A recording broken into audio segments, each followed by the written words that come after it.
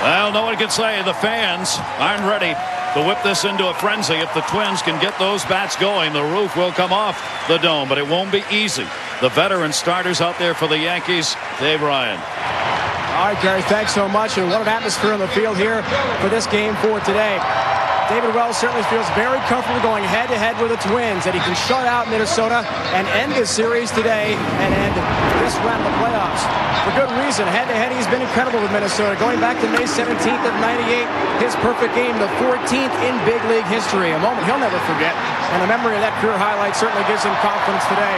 David Wells' strength is keeping hitters off balance, and the Yanks like this matchup since the Twins are such aggressive hitters. He has incredible control, less than 1 walk per game. And guys, don't forget, even if Wells does fail today, Mike Mussina is already en route to New York for Game 5 tomorrow if necessary. Hey, Dave, thanks very much. There is Joe Torre. Every season with the Yankees has been to the postseason. Yankees trying to move on to chase yet another American League pennant. They can get the victory here and head on to the ALCS. Our Bristol Myers Squibb lineup for the Yankees. Really only one change. That's at the bottom as they flip Rivera and Johnson. Nick Johnson's got a cold bat going. He's been moved to the 9th spot. Otherwise, Matsui, the home run yesterday. Williams, good series. They're getting it done. And this lineup will try and get it done today against the young left-hander Johan Santana. Santana having that land leg problem. It's going to be very important for him to get on that slider and get it down in the strike zone. We know what happens with the Yankee hitters when you pitch up in the strike zone. Take a look at the defense behind him. Stewart, Hunter, and Jones in the outfield. Infield, the usual. Koski, Guzman, Rivas, Venkevich. Brzezinski's doing the catching for Santana. They form the battery for the Minnesota Twins. Gary Darling is the home plate umpire. Tim Welke, Greg Gibson, Randy Marsh, who's the crew chief, Eric Cooper, and Wally Bell. David Justice, how about our home plate umpire today, Gary Darling? We talk about the impact that can have on pitchers. Well, I'm sure Brantley used to love throwing to Gary Darling. Has always been a pitcher's umpire, if you ask me. There you go. We are underway. Strike taken on the inside corner, Soriano. And it looks like Santana's going to go with the same approach they had yesterday against Soriano. They tried to pound him inside, and they had some success yesterday doing that. Soriano, that one again is inside, up a little bit. He's gone 5 for 14 in the series so far. And the Yankees going to attempt to do what they did yesterday, jump ahead early and try to get this crowd out of it. But I don't think they're going to be able to get them out of it today. The crowd already senses that there's some urgency, and they need a victory today. Santana's delivery bounces off the glove. It'll be up high. And a 1-ball, 2-strike count on the leadoff batter. What an important start after going against the Yankees in this postseason. Had to come out with that hamstring problem. Twins will keep a close eye on that. It's the right leg. Nasty pitch for the strikeout.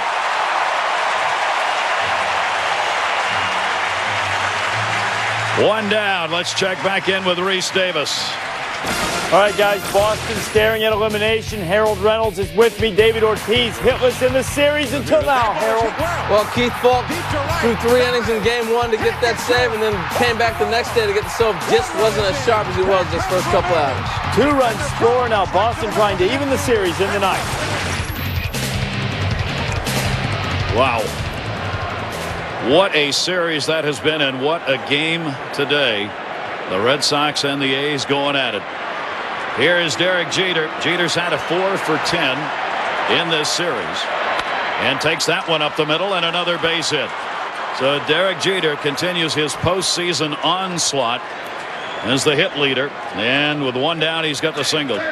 Santana does not have the stuff to be able to pitch up in the strike zone anytime, much less to these Yankee hitters. If he can't get the slider and his fastball down in the zone as he did with Soriano, he's going to have a tough day.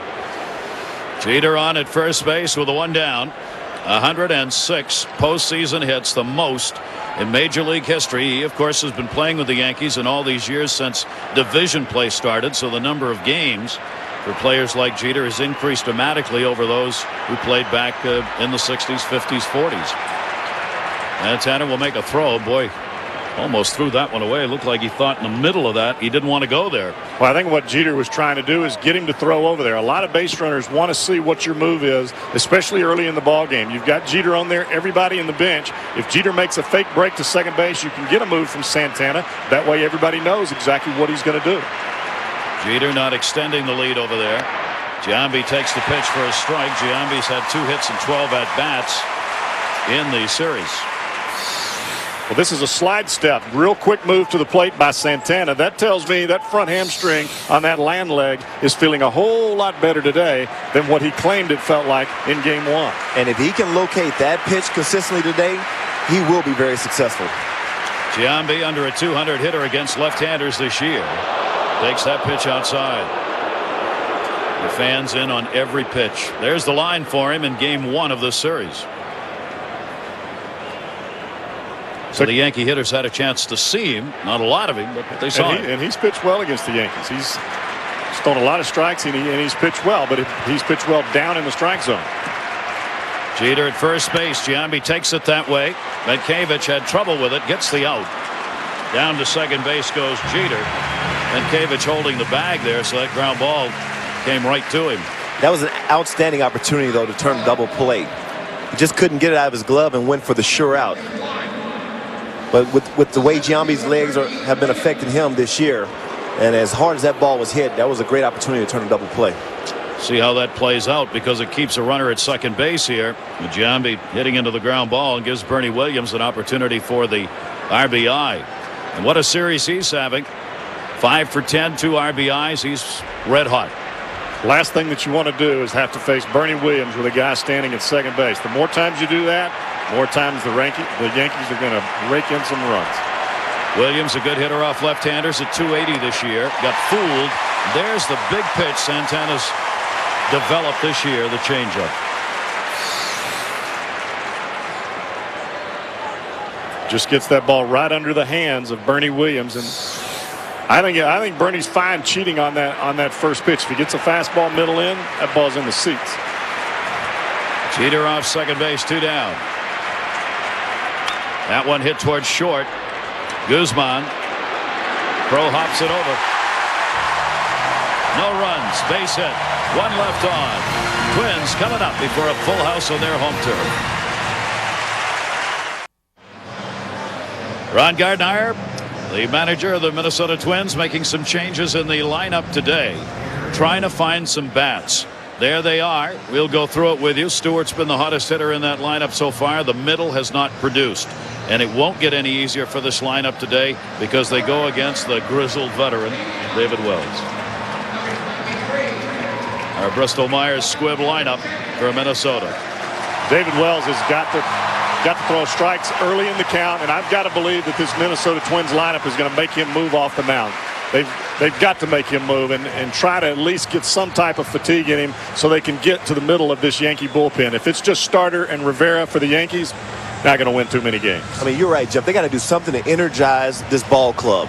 And he doesn't move that well around the mound. And they got some speed guys. Make him move out that mound. He may throw one away and really ignite this whole crowd. Shannon Stewart has been the hottest hitter in the lineup in this series against the Yankees. Unfortunately for the Twins side of it, he's been about the only one who's been hot. David Wells ready to go. And the pitch is taken down low, ball 1.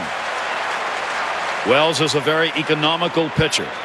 There are few in the game who throw fewer pitches per at-bat against the opposition than David Wells.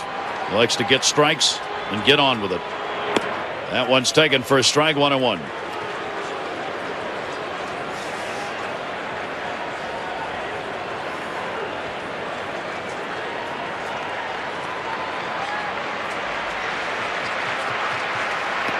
John and Joe, thank you very much and welcome those of you watching that great Red Sox Oakland series that will be extended.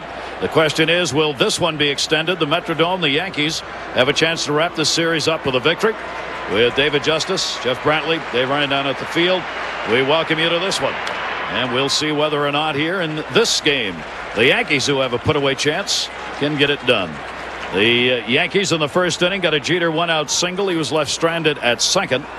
Johan Santana making the start for the Twins. David Wells, the 40-year-old left-hander, is on the mound for the Yankees in a battle of left-handers here today. Stewart, 1 ball, 2 strike count. He's 8 for 27 lifetime off Wells. Takes that pitch in the dirt. There was a lot of talk that David Wells may not even make this start. A possibility of Contreras making the start on the 4th day. But Joe Torre obviously is thinking the same way that I would think. Experience is the greatest equalizer here. And having a guy like David Wells, good or bad season, he knows what he's doing out there. And that one is taken. Did he go? Yes. Tim Welke says he went around. So Stewart's a strikeout victim.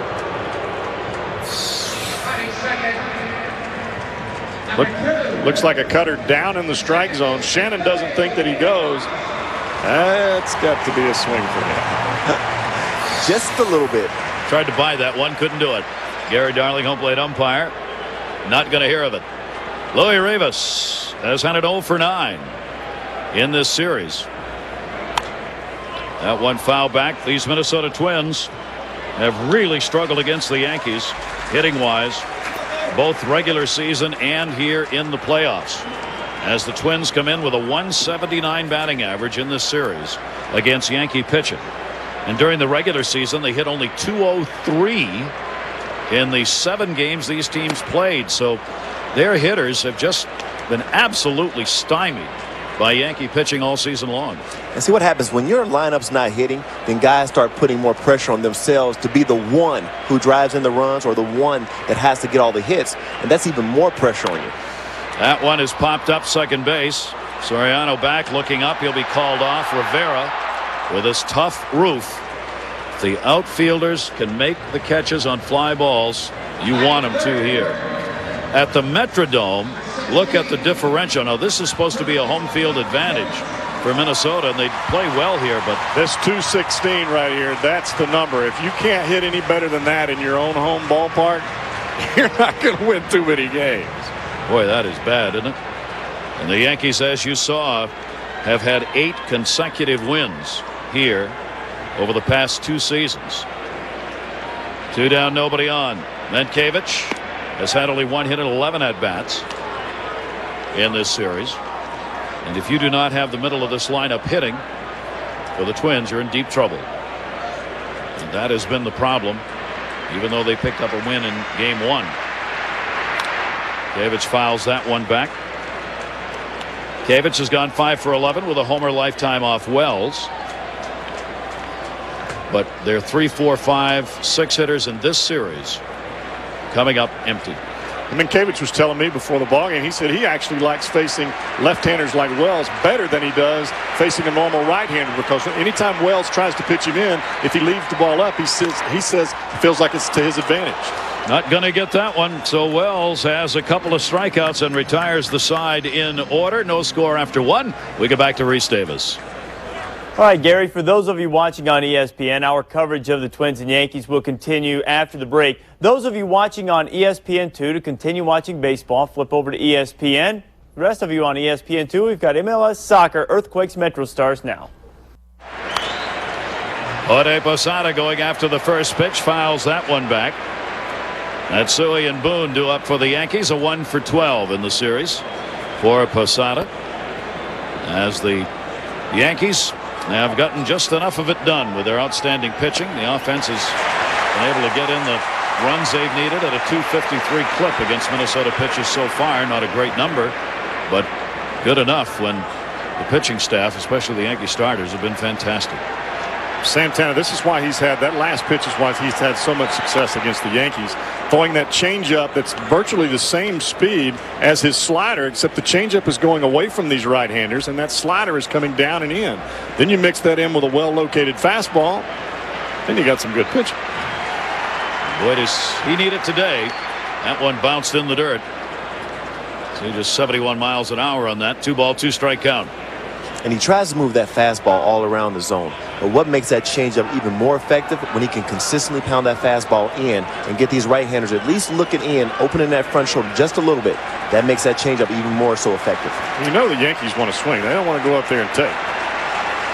24-year-old out of Venezuela gets the ground ball. He's going to cover first. May not get there in time. He does. Mankiewicz with the flip. one away, and we're going to check in downstairs with Dave Ryan. David. All right, Gary, thanks a lot. In game one of this series in New York, at the Bronx, in this series head-to-head Minnesota, the Yankees, Johan Santana was pitching very well in the fourth inning. All of a sudden on the bench, he hopped up in a lot of pain. That's because his left hamstring, he had a cramp. And since then, guys, he and the trainers have worked very hard. A lot of stretching. 4 bottles of Gatorade per day, plus a lot of bananas. The potassium in bananas helps reduce the propensity to cramp. He says he's all right, but he has had troubles with cramping in the past. Not, though, in back-to-back starts. So Ron Gardner is confident that he can go almost the entire game without having too much trouble. Watch it closely, though, from the dugout level here on the field. Like he's starting a grocery store down there. They're just taking for a strike. I don't care what he's got to eat. He's got to stay out there on the mound. I don't care if they have to rub it out every single inning that he comes in. It's the playoffs. You should be on the mound. Cramp or no cramp. This is a game where the Twins call on him to have his best start ever. He's been a swing man for the last 2 seasons, out of the bullpen and then into the starting rotation with injuries this year to some of their starters. Well, he had 45 appearances, 18 starts. Ron Gardner saying we knew it was only a matter of time before he'd be in the starting rotation, and it was largely a question of when he got control of the changeup. That one's going to be taken down low. That's who he had the home run in the ball game yesterday. Over the last 2 regular seasons as a starter, some very impressive numbers. Well, and he's really going to have to pitch on the corners and be very effective with his location. That's who he takes that one to left field. Stewart drifting under. 2 down.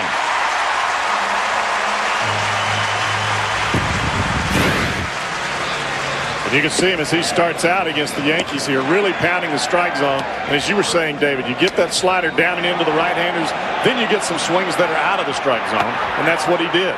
But he's got to stay out there longer than 4 innings.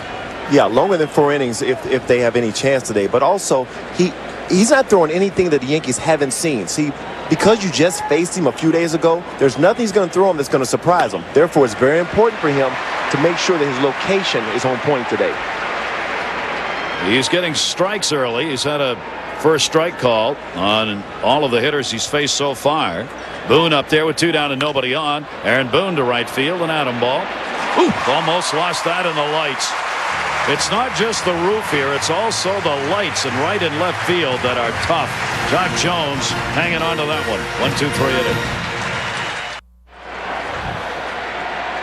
Torrey Hunter will lead it off against Wells as we go to the second inning. Hunter at 3 for 10 so far in the series, chops that one foul outside of third.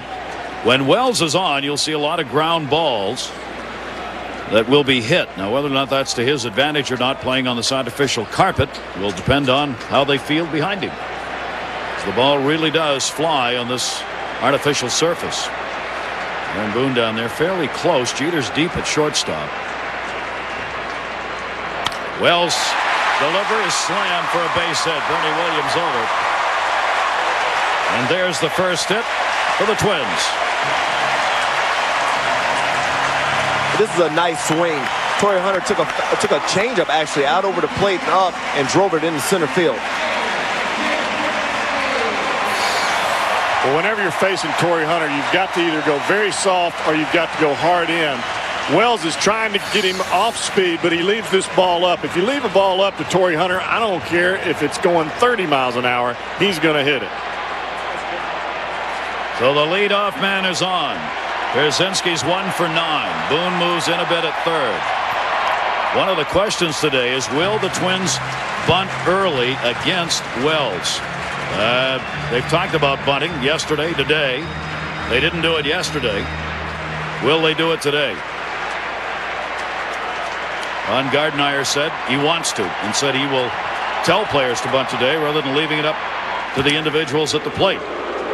Talking to Denny Hocking before the ballgame, he said that was the game plan with Clements on the mound. But when Clements is 0-1 every single time you step into the batter's box, it makes it very difficult to try to bunt, because if you don't make a perfect bunt, all of a sudden it's 0-2. Last thing you want against Roger is to be 0-2.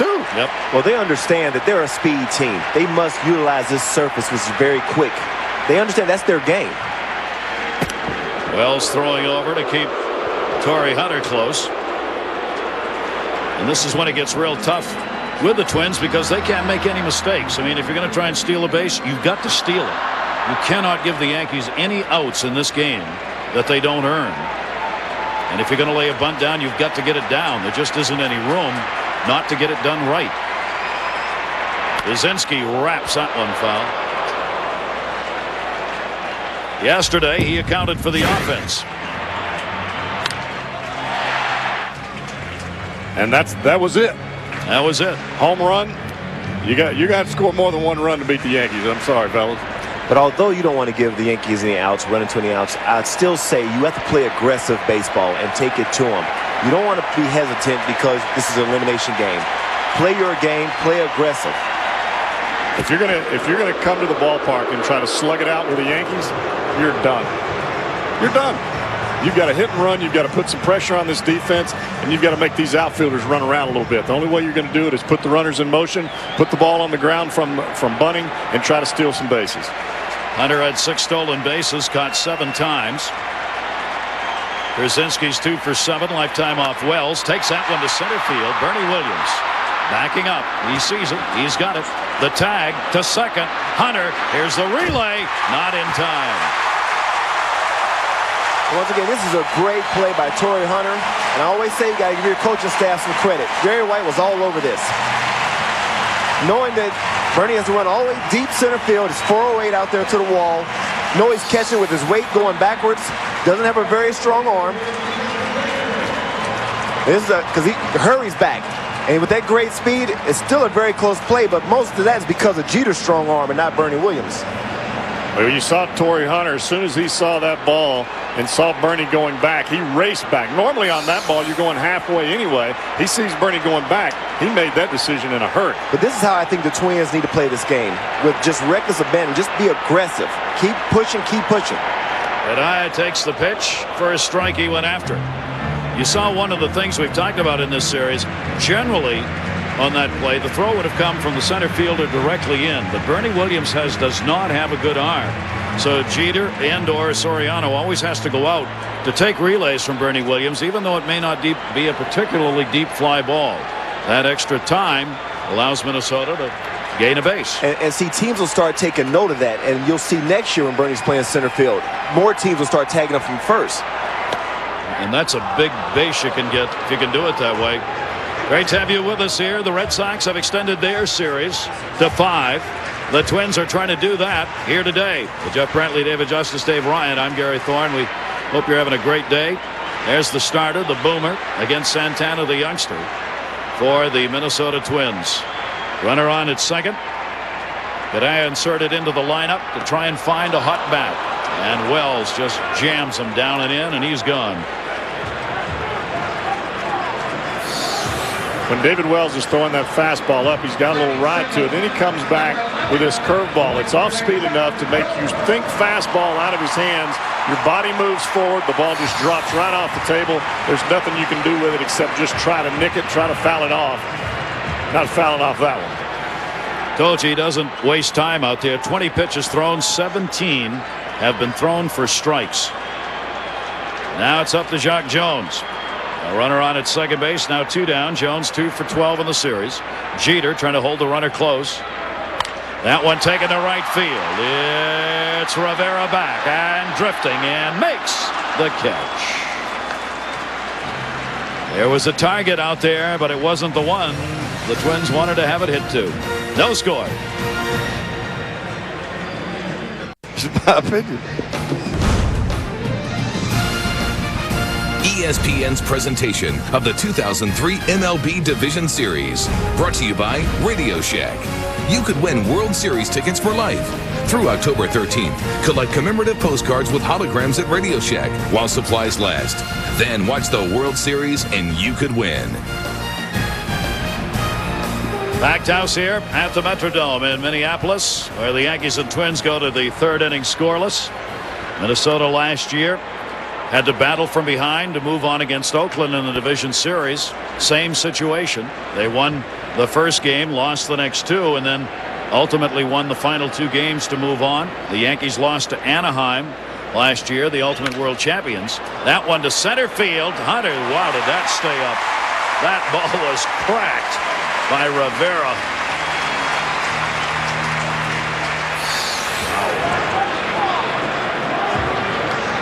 trying to keep that hamstring loose.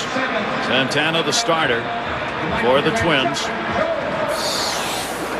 Obviously, they keeping a very close eye on that, but so far, it looks like it's not bothering them. Well, both of these teams have come out swinging. I mean, if the first pitch looks good, they're hacking. So both of these teams are trying to apply the pressure on each other. Boy, would Nick Johnson like to get it going. Here's a guy who led the Yankees during the regular season in on-base percentage. He has not had a hit in the 9 at-bats in this series, and he ended the season going 0 for 16. That one hit in the air to center again. Hunter backing up. It's 4:08. Maybe the zero's off. No. And again, a problem finding that in the roof. But Hunter hung with it 408 feet away.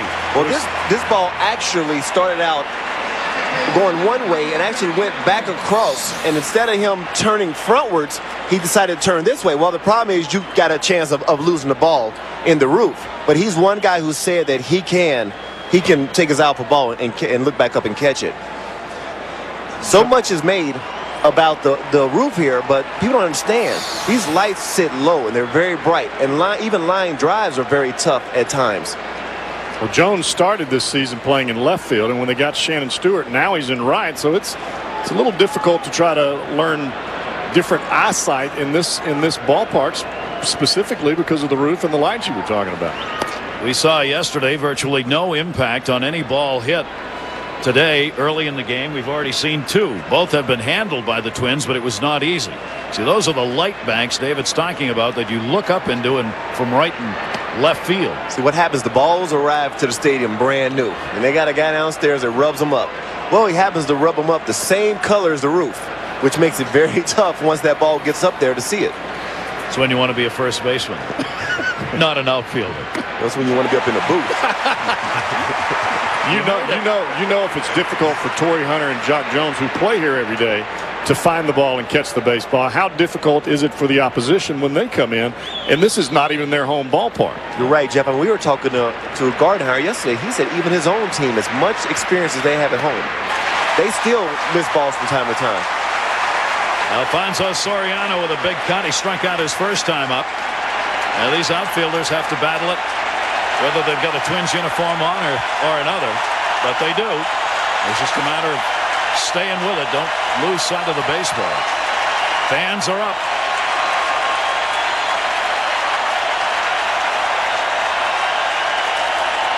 Santana gets him swinging. He has struck him out twice. That was an 8-pitch inning for the young left-hander. Still no score. Program in the first, $4. Summer wind. Snacks in the fourth, $25. From across the sea. A soda at the end of the seventh, $3. It lingered there. Friday night, no TV, DVDs, or video games. Priceless. There are some things money can't buy. For everything else, there's MasterCard. Devoted fan of Major League Baseball. I fly for business. Business. As in making money. I need to be thinking about my meeting. Not whether I'm going to make my meeting. I need flights. Lots of flights. I need cities. I need perks. And I need to get home. Look, if it wasn't important. I wouldn't be flying halfway across the country or halfway around the world. I need an airline that understands all that. Next time you fly, get a lot more airline on American Airlines. My name's Matthew Wang. I fly American. My name is Michael Malden. I fly American Airlines. What you doing, Brian? I'm just putting my name and address in these bottles and sending them out to sea. Hopefully someone will find them and contact me someday. Wow. Yeah, wow.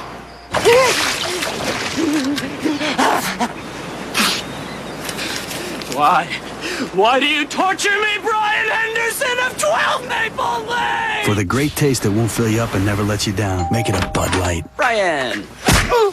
Nice to meet you. Want to watch a pro football game from some of the best seats in the stadium? We'll fly you and 3 friends to Boston. You'll take a limo to Gillette Stadium, meet some players, and hey, you can even play on the field. Just go to GilletteStadium.com to enter. Brought to you by Duracell. Inside that flashlight behind the new halogen bulb is something familiar. A battery. And while it may not be the biggest decision of your day, Consider this. When the Rocky Mountain Rescue Group needs light to save lives, they trust Duracell. So, whether it's lighting up a mountain rescue or illuminating a world of wizards and hobbits, it just has to work. Duracell, trusted everywhere. Well, he has struck out 2. A left-hander. Santana making the start. No score. Each team's picked up just 1 hit. Wells has struck out 3. No walks. A couple of singles. 1 for each team. That's been it. Bottom of the 3rd. Gorikoski, Guzman, and Stewart. Off-speed delivery misses inside for a ball. It's one thing doesn't happen very often when Wells is on the mound this year. He threw 71% of his pitches for strikes, the highest percentage in the major leagues. That one is a strike, and it's popped up shallow left. I don't think Matsui saw it. Jeter's all the way out and makes the play. Matsui did not know where that ball was. Never saw it till right at the last second. Wells likes to use his fastball off of that curveball. The curveball is up sometimes, but if your fastball is in the middle of the strike zone and that curveball is in the middle of the strike zone, they're going to hit the ball a long way. It's okay to pitch up and to change eye levels, but you can't stay straight in the middle of the plate the whole ball game. Here is Guzman. 1 down. Couple of hits, 9 at bats for him in the series. Led the league in triples with 14. Has speed. He was obtained from the Yankees back in '98 in a deal. Guzman had been highly touted by the Yankee organization, in fact. He hasn't done well against them, however. 1 for 18 in the regular season against Yankee pitching with 8 strikeouts.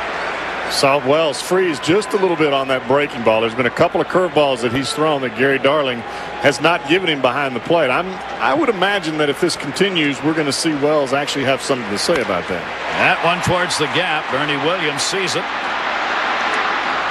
Glides underneath and puts it away, and we'll check in with Dave Ryan. Dave. All right, Gary, thanks. Yesterday we told you about the decibel level here inside the Metrodome and how the Twins and their fans had hoped maybe to throw the Yankees off their game, maybe some intimidation with the noise. Well, this decibel meter shows about 70 right now. Anything over 85 decibels is considered dangerous with continual exposure to the ear.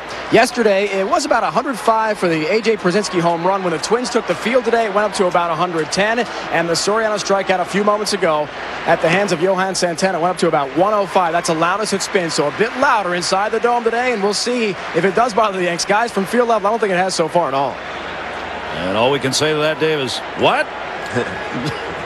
Well, it hasn't bothered them because the Twins haven't really mounted an attack to really get the fans on their feet. Yesterday just never happened. That one to left field. Matsui hesitates, can't get it, and it bounces by him. That's going to be in front of him. He can't find it. Going into second base, Guzman, or Stewart, brother. That's another thing about playing on AstroTurf. Is judging how high a ball is actually going to bounce. And you'll find yourself sometimes approaching the ball too quickly and find yourself having to use your body to stop it. It's a good job by him to jump up and use his body to stop it. But if you know you're not going to be able to catch this ball, you've got to back off a little bit. I mean, you've got to know that the ball off the turf is going to bounce higher than it will on regular ground. Right, but it's only if he felt that he knew that he wasn't going to catch it. You never know if he thought maybe he could make a shoestring catch on it. Now the noise level's up. Rivas. 3 doubles have been hit in this series by the Twins. Stewart has 2 of them. If Matsui's going to come running in on a ball like that with 2 outs, you better make dadgum sure you can catch that baseball. He's had a struggle out there already early in this game. Now Rivas, who flied out his first time up. Again, an off-speed delivery that misses outside. And you have to understand, in playoff baseball, you're not going to get a lot of opportunities to score. Each team has had an opportunity, but you're not going to get an opportunity every inning. You have to take advantage of the opportunities. That's why we say it's pitching defense, then timely hitting. Here's a chance now for some timely hitting if this Twins ball club wants to get on the board. Rivas 0 for 10 so far in the series. Wells up and under the hands, falls behind, 3-0. You've got middle of the order due up, and the fans up. Well, with Minkiewicz on deck being a left-handed hitter, Rivas had a 3-0 count. Even though he may not be as dangerous as Minkiewicz in certain situations, Wells is not about to lay a cookie in there with a runner at second base and 2 down. Wells doesn't walk anybody. He walked .85 batters per 9 innings, the lowest rate in the American League since 1920. But Jeff, I think you're right. He won't mind though if he walks Rivas. Rivas is not a big power guy. He's one of those kind of guys pitchers hate to see because they're good at flaring balls, taking balls the other way. They'd much rather see guys that try to hit the ball at the ballpark in situations like this. Stewart off second base. That one fouled straight back, and he gets the count 3-2. When you can pitch a season like Wells has and not walk, like you were talking about, Gary, not walk very many hitters, that's not just about having command of your fastball. It's also having command of a big breaking ball that Wells throws and also the changeup. You've got to master all three to be able to go out there and not walk the people that he hasn't walked. About 20 walks in 213 innings. That's control. Mama. Runner at second, 3-2. And Wells gets him. And there's one of those big pitches that you get in a game at a vital moment. 4 strikeouts for Wells, 1 left on at second. Monday Night Countdown delivered by UPS, 7:30 Eastern on ESPN. These skills in this face, my whole game is right. Oh yeah. Why don't they ever let the big man hold the ball? I look cool with that ball. 6'2", 6'4". Hey, I want to be in the yearbook with the team. State champs, I smell it. Don't blink, don't blink, don't blink, don't blink, don't blink. Please don't blink. Nike Shock Status, the official team shoe of Finish Line and Picture Day everywhere. Denny's has 3 new complete breakfasts. Try the meat lovers with ham, sausage, and bacon, a country fried steak with hot biscuits, or the savory smoked sausage breakfast. All 3 come with fluffy buttermilk pancakes for just $4.99. Denny's, a good place to sit and eat. MGM Pictures presents Academy Award winner Denzel Washington in Out of Time. I need Prince ASAP. Chief, you okay? Just do it! Critics are saying he delivers a knockout performance. Out of Time, rated PG-13, now playing everywhere. For years, Roy was afraid of home loans. Then he went to Washington Mutual. They write their own approval rules and gave him a quick thumbs up. Now Roy fears nothing.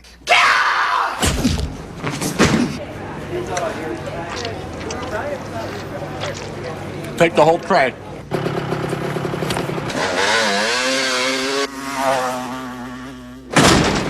Sometimes we wish we'd left a little bit of fear in Roy. Okay, 2 blades are better than 1, and 3 blades are better than 2. And that's as good as it gets, right? Wrong. The new Schick Quattro has the power of 4 blades and 2 conditioning strips, which makes Quattro unlike any other razor. And those 4 blades give you an incredibly close, smooth shave. So your 5 o'clock shadow shows up late. 4 blades. Where will it stop? Here. Schick Quattro, the power of 4. Coach Paul Bear Bryant. I will not lose. Turned his boys into champions. You was born to play football. The Junction Boys, now with bonus features on DVD. So we start out with a pitcher's duel here. The Yankees and Twins, no scores. We go to the 4th inning. No runs, 1 hit. Yankees, no runs, 2 hits for the Twins. The way this series has been in the first 3 games continues here in Game 4. All about pitching. Santana goes back out. No walks, couple of strikeouts. Gave up a single to Jeter in the 1st inning. It's the only base runner the Yankees have had on against him. And Jeter will start it out here. 5 hits, 11 at-bats now in the series for Derek Jeter, the Yankee captain. He takes the inside corner strike.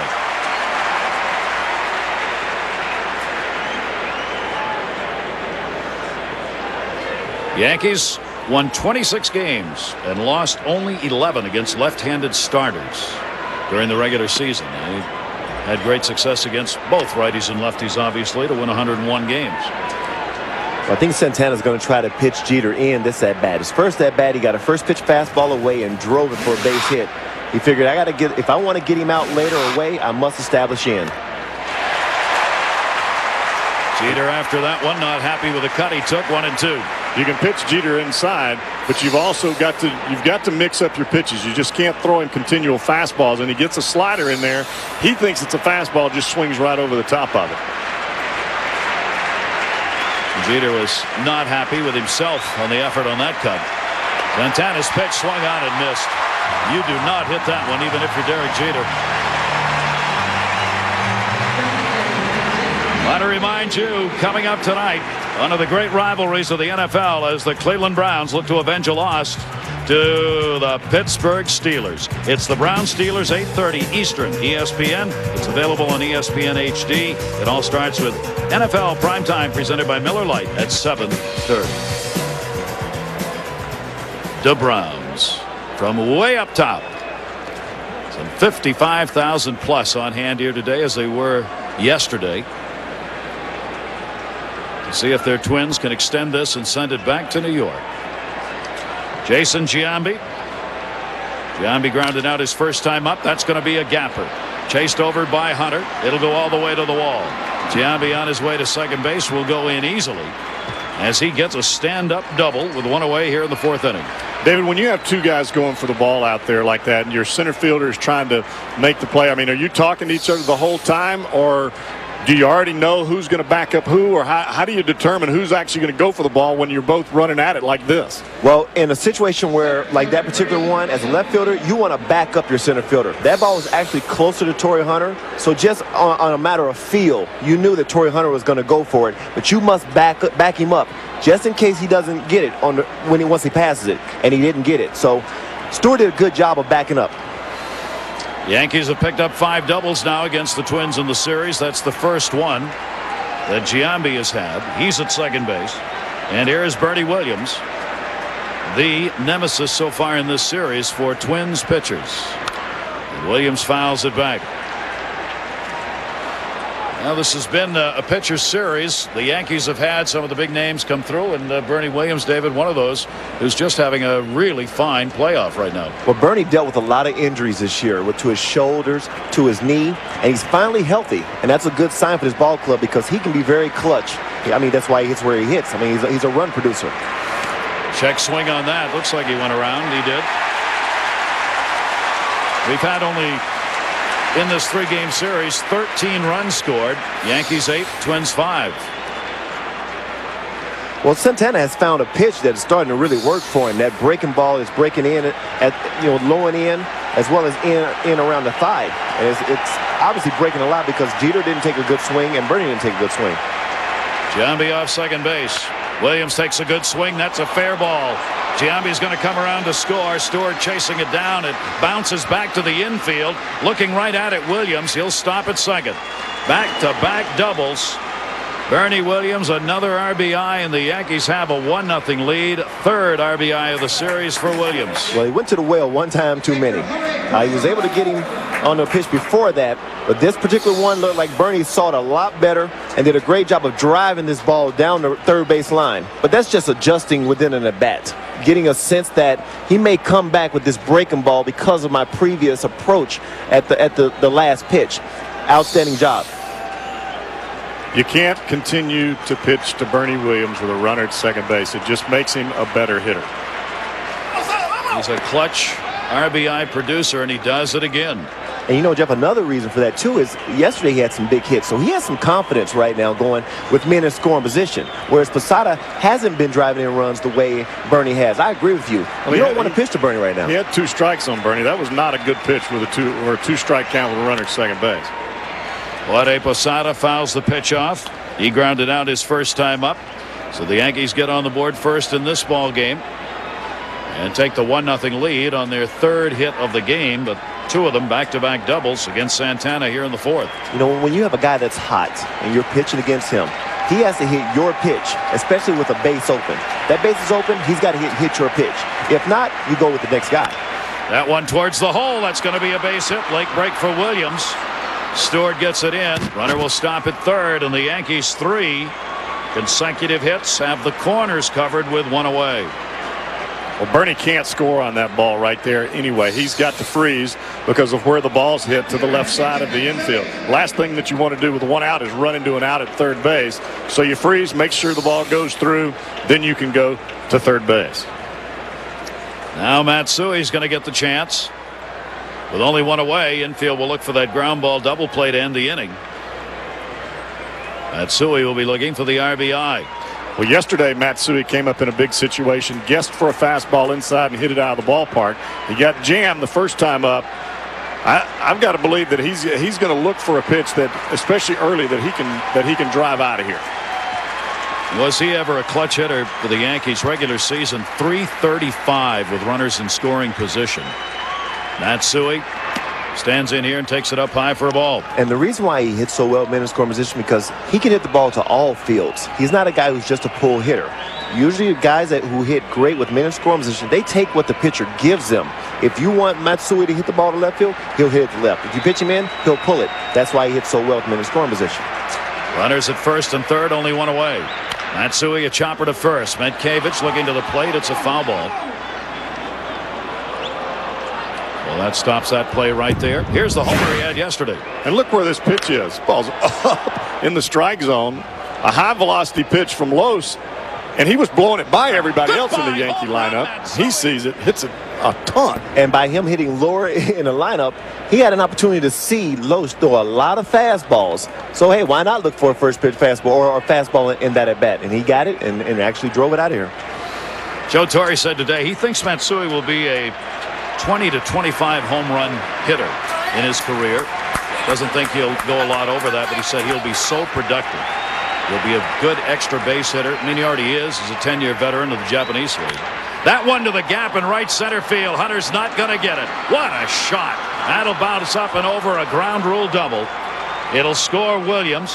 Jorge Posada will stop at third. Matsui gets the RBI, and the Yankees have a 2-0 lead. Well, that ground rule double cost him a run because I guarantee you Posada was scoring on that ball if the ball doesn't one hop over the fence. And this is exactly what Joey Torre is talking about, though. This guy's a run producer. He's a line drive hitter who has some pop that can hit an occasional home run. He's not going to hit 40 or 50, but he's going to do that day in and day out. Drive the ball into the gaps, come up with big hits. He just waits so well. For a lefty-lefty matchup, he waits a long time. And I think you mentioned this earlier, David, he can wait a long time because he's confident in the fact that he can take an inside pitch and he can cut inside of it and hit the ball the other way. When you're confident doing that, you can wait a long time. Right. When you have the ability to use the whole field, and you know that you can let a ball travel deeper in the zone and hit it the opposite field, it just makes you a dangerous hitter. Aaron Boone, the infield is drawn in. They'll go for the play at the plate if the runner breaks. With only one away here in the fourth inning, the Yankees have had 4 consecutive hits. 3 of them have been doubles. And the Yankees have the 2-0 lead. We haven't seen too many changeups from Santana. We've seen fastballs. We've seen cutters in to these right-handers. But the changeup is the equalizer. And if you don't throw that pitch, Yankee hitters are going to sit on the other one. Boone checked it. It's on the inside corner. And Santana's in trouble here in the fourth inning. First 11 he faced, struck out 3. They only had 1 hit off him. This inning, 4 straight hits and 2 runs in. 24-year-old left-hander. Going to find a way to get out of this inning without further damage. That won't be easy. Boone. Right off the fist to short. Guzman puts that away. 2 down.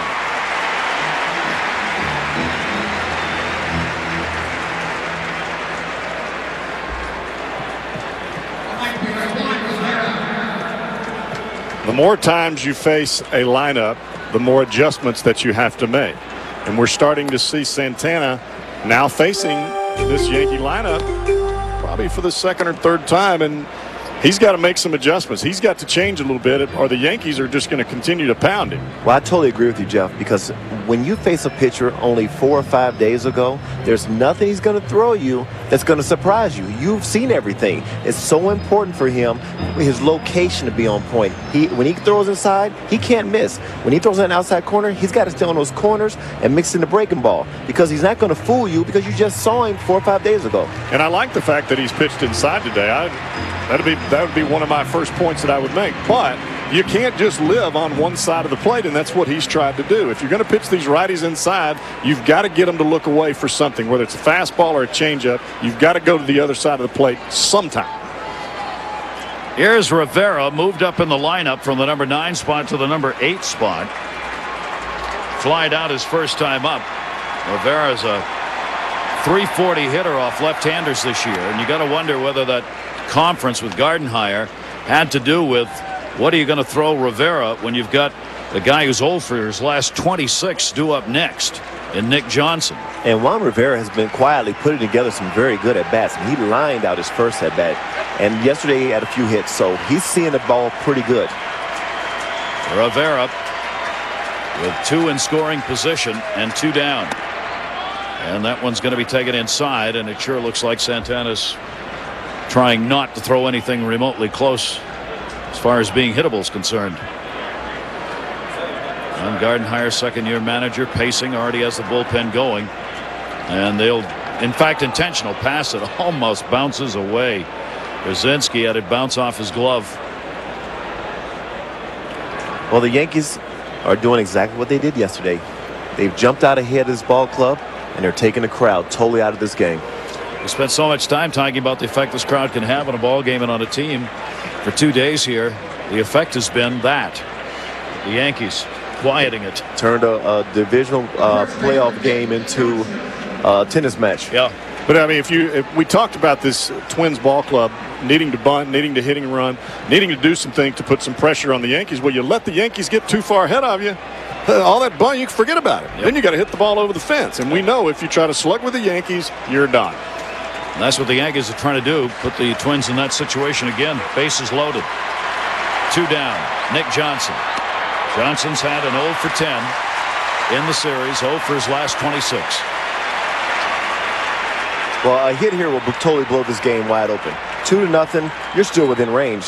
But a 4-0 game will make it very tough for this ball club that's not hitting that well to come back. Johnson watches that one sail outside from Santana. Boy, would he like to get out of that 0 for right now. Hit here would allow him and everybody else to forget about what had come before. Pitchers piling up here in the 4th.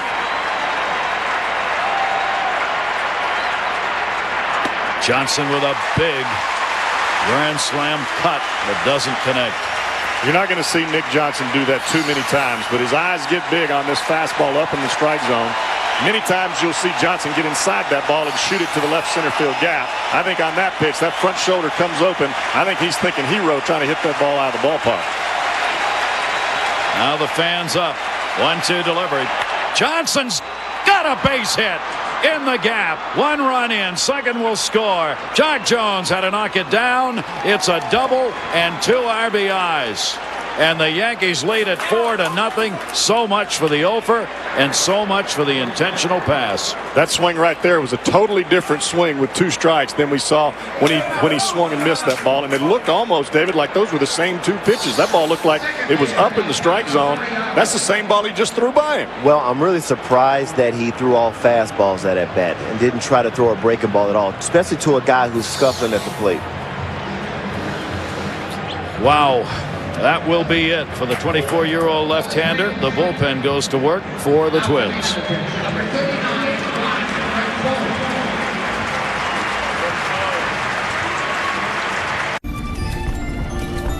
Shipping durability testing. Electrostatic surge simulation. Extreme environment performance analysis. Hey! Structural integrity. Structural integrity. Structural integrity. You name it, we do it. Over 11,000 hours of internal and external testing per Dell model. Harsh. But effective. Right, that's why Dell is one rock-solid, reliable PC. Can you imagine? You have no idea. Want a great deal? Click or call Dell. Right now, a Dimension desktop with an Intel Pentium 4 processor is just $499 after mail-in rebate. Inspiron notebooks are just $699 after mail-in rebate. Plus, for a limited time, get free shipping and a free CD burner.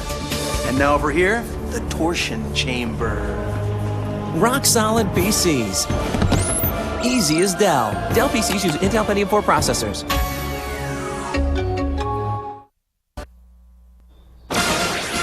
Reese Davis, Harold Reynolds with you in the studio. In case you missed it, Oakland and Boston, Game 4 earlier, 4-3 in the 8th. David Ortiz. Well, he gets a good pitch to drive. If that ball bounces out, it's a ground rule double. Lucky with Boston today. And I think Keith Falk, with his third appearance in this series in such a short turnaround, was really a disadvantage for Oakland. Scott Williamson came on to finish up for the Red Sox, and we are headed back to Oakland for Game 5. It'll be Pedro and Zito. Just a tremendous series. And one here, the Yankees are threatening to put away here in Game 4. Santana's out of there, and Juan Rincon out of the bullpen.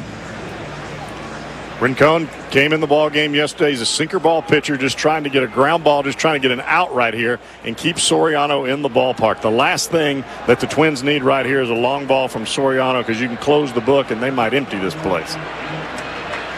9 hitters have come to the plate. Johnson, the 2 RBI doubles on at second base. Rivera is on at third. And that one's in for a strike. Soriano has struck out twice.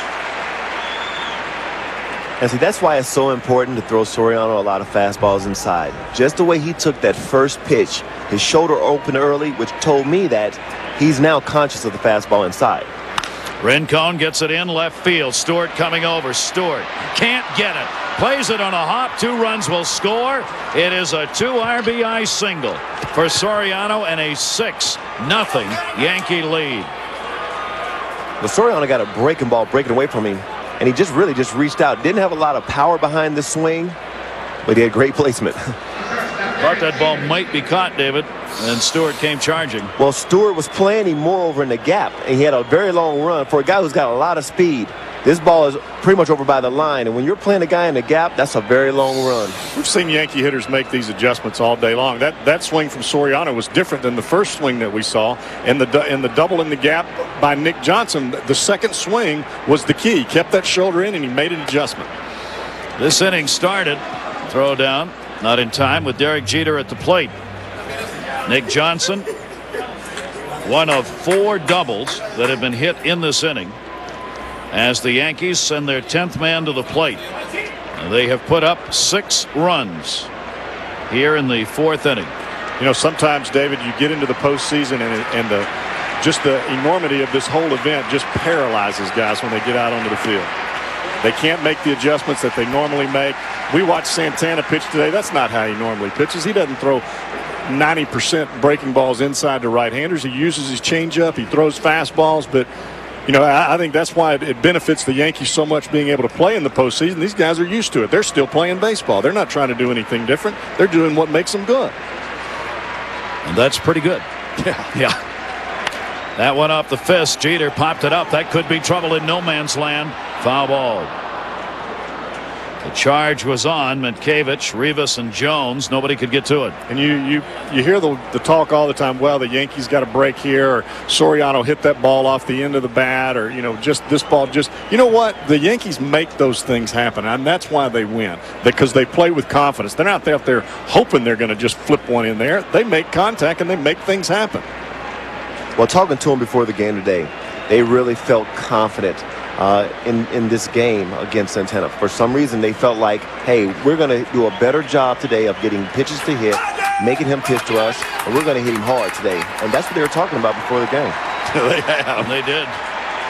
Jeter's 1 for 2 in the ball game with a single. Takes that inside. The 4 doubles we have had hit by the Yankees in this inning is a new division series record.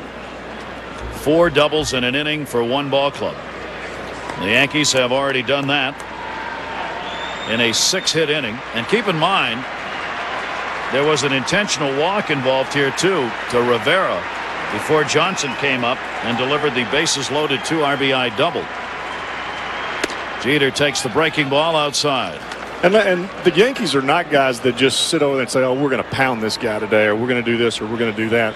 It's a very calm internal swagger. These guys are confident. They know that they're good. They don't have to go out and say, well, you know, we're going to do this, we're going to do that. But yet they're confident in the fact that the opposition that stands over there, we're better than they are today, and we're going to go out there and prove it. And that they have done so many times. Rincon, 24-year-old right-hander, 3rd appearance in the series. Trying to find the out here. Runner at first going, and Jeter takes it inside. So Jeter's going to go down with a walk. And the Yankees will continue their fourth inning now with runners on at first and second base. That'll bring up Giambi, who already has delivered a double in the inning. And that not close. And for the starting pitcher watching, it just gets worse. He'll be charged with the 6 runs that have scored. The starter, Santana, 6 runs, 6 hits, 3 2/3 innings. Giambi 1 for 2 with a double. Takes the pitch outside for a ball. Tell you about the Yankee confidence. Joe Torre told us yesterday before the game when we were talking about the moment where the Yankees came together. He said he thought it was a month ago in the series, a big series they played against the Boston Red Sox. Said, I think that's when we learned what we could do and how to be confident without being over zealous about who we are. He said it was interesting. He said for the Yankees this year, unlike the last decade, the 8 years he's managed, he said it took us a long time to find out who we were this year. Well, it's not the same team that has played in all those postseasons. I mean, they've actually gotten guys in here that are new guys, and it takes some time. There's an adjustment period. There's always an adjustment period anytime you're playing in Yankee Stadium. I mean, that's just an adjustment. I don't think anyone can just play for the Yankees. It takes a certain player. Pass ball. Runners will advance, and the wheels are falling off the Twins' wagon. Well, the Twins have got to get out of this inning to give them any kind of hope at all. You know that there is some disappointment. You could see Santana in the dugout when Rincon walked Jeter. But this ball is right in the center of A.J. Pierzynski's glove, and he just doesn't squeeze it. But we're talking about the Yankees, just like any other team. There comes a point in time during the season, it could be a huge series, where your team realizes and finds out what type of team, what type of character you have. And that's what you're talking about. Character. Gary. Interesting that it would take a team with this great tradition that long to find it. What a stop. Now Pierzynski had one go by, and there he saves a wild pitch. Used the glove that time. Now this is the ball that's most likely going to the backstop. Fastball down in the dirt. Breaking balls are much easier to block than a fastball in the dirt because you're expecting a big league pitcher to get the ball somewhere close to the glove. Giambi's got 2 in scoring position. 3-0 delivery to him, and he's on with a walk, and Rincon now is walk 2. And checking the bullpen, Ron Gardner, to make sure they've got somebody available. And now for the fans, an applause that he's coming out to get Rincon. Santana will head up to the dressing room. So the third pitcher of the game coming on here in the 4th inning with the Yankees again have the bases loaded.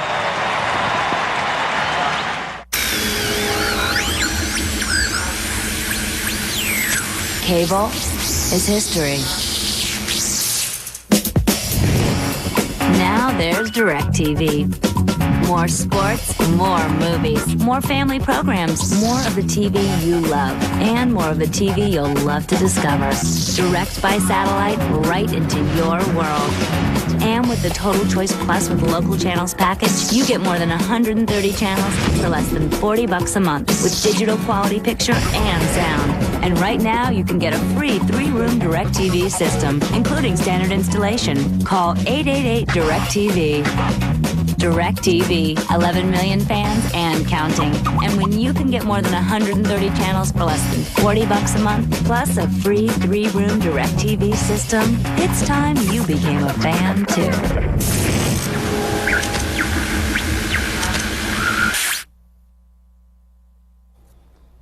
Reese Davis, Harold Reynolds with you in the studio. We just heard Jeff Brantley talking about how the Twins' Johan Santana seemed to change his approach a little bit. You think there might have also been something else at work here? Well, I think the one thing, when you're a hitter and you face a pitcher in 3 days, you have an opportunity to make the adjustments, and they force a pitcher to have to change his pattern, or if he comes back to the same thing, you're going to be on it. I think it hurt him in this game to come back in such short time. We always talk about, well, we don't know if his arm's going to be reacting properly, if he'll throw as hard, but I think the hitters have a huge advantage facing the guy on 3 days rest in the same series. And you're thinking that might play out also in the Red Sox-A's Game 5 Absolutely. coming up as well, guys. It's worked in the Yankees' favor so far.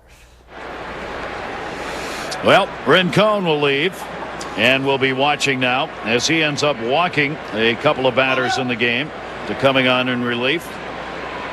And now the bases are loaded again, and the Yankees have Bernie Williams up, who's already delivered an RBI double in the inning and has grounded out. Eric Milton out of the bullpen, other left-hander. Williams sacks full, takes it up high for a ball. Well, they have the right man up at the right time. Bernie is as hot as anyone in this lineup. Every time he's come to the plate, he's had somebody in scoring position. And he's been able to move him around. David, don't you think you lock in more as a hitter when you know you got an RBI out there waiting on you? Towards short, going to be a tough play. Force at second, and a good play made by Guzman de Rivas. Out of the inning, but what an inning it was as the Yankees get 6, and it's 6-0. Do you have to go to the airport to rent from Hertz? Not exactly. There are hundreds of Hertz local edition locations all across the country, whenever you need a car locally. We also offer insurance replacement rates for when your car is in the shop. So come into your Hertz local edition, or we'll come and get you.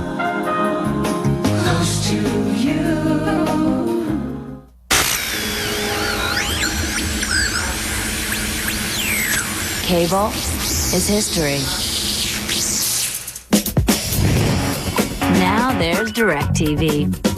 More sports, more movies, more family programs, more of the TV you love, and more of the TV you'll love to discover.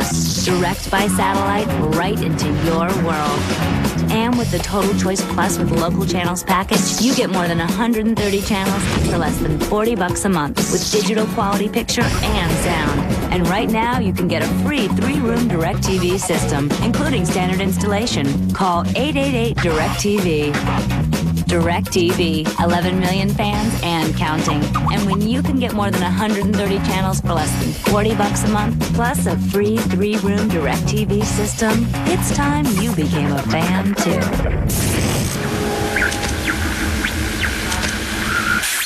Tuesday. Did you believe he intended to kill you? I had no doubt. One of Blue's own could go down. Back up or blow his brains out. New NYPD Blue, ABC Tuesday, 10/9 Central. Viewer discretion advised.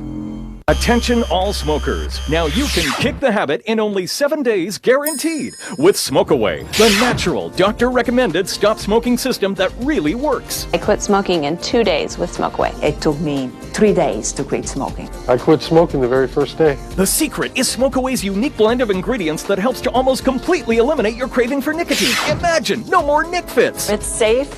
It's highly effective. I've had tremendous success with my patients using the Smoke Away program. I was on the patch for 5 months with absolutely no results. I did Smoke Away for 3 days, and I've been smoke-free ever since. I smoked for 40 years, and I quit in 3 days with Smoke Away. And if I can do it, after trying every other method there is, I know Smoke Away will work for anyone. Smoke Away is the best product on the market today for quitting smoking. Call right now and get $50 in free bonus gifts. This is a limited time offer. Call right now. David Wells has won all 7 games he has started against Minnesota since he became a Yankee. He's got a pretty good chance of extending that right now. A 6-0 lead. Nick Johnson getting out of an 0 for 26 with a double. Part of that big 6-run inning. Now Mankiewicz will lead it off and takes the pitch for a strike. We were talking about character earlier, David. Now we find out what the Twins have for character, because now you got to dig down. If there's ever a time where there's a sense of urgency, it is now. And this is a ball club that has not swung the bats well. David Wells misses with that one outside. Wells has given up a single to Torrey Hunter in the 2nd inning, a double to Stewart in the 3rd. Both those runners stranded. 1-1 delivery. Mankiewicz swings well behind that one, and a ball and 2 strikes. Well, the Twins have got to do something so that you can give the other guys in that dugout a little glimmer of hope. When you're down 6-0 and the Yankees are staring you in the face, Somebody's got to make something happen. It's very important in this inning for David Wells to come through it unscathed, to keep this momentum flowing.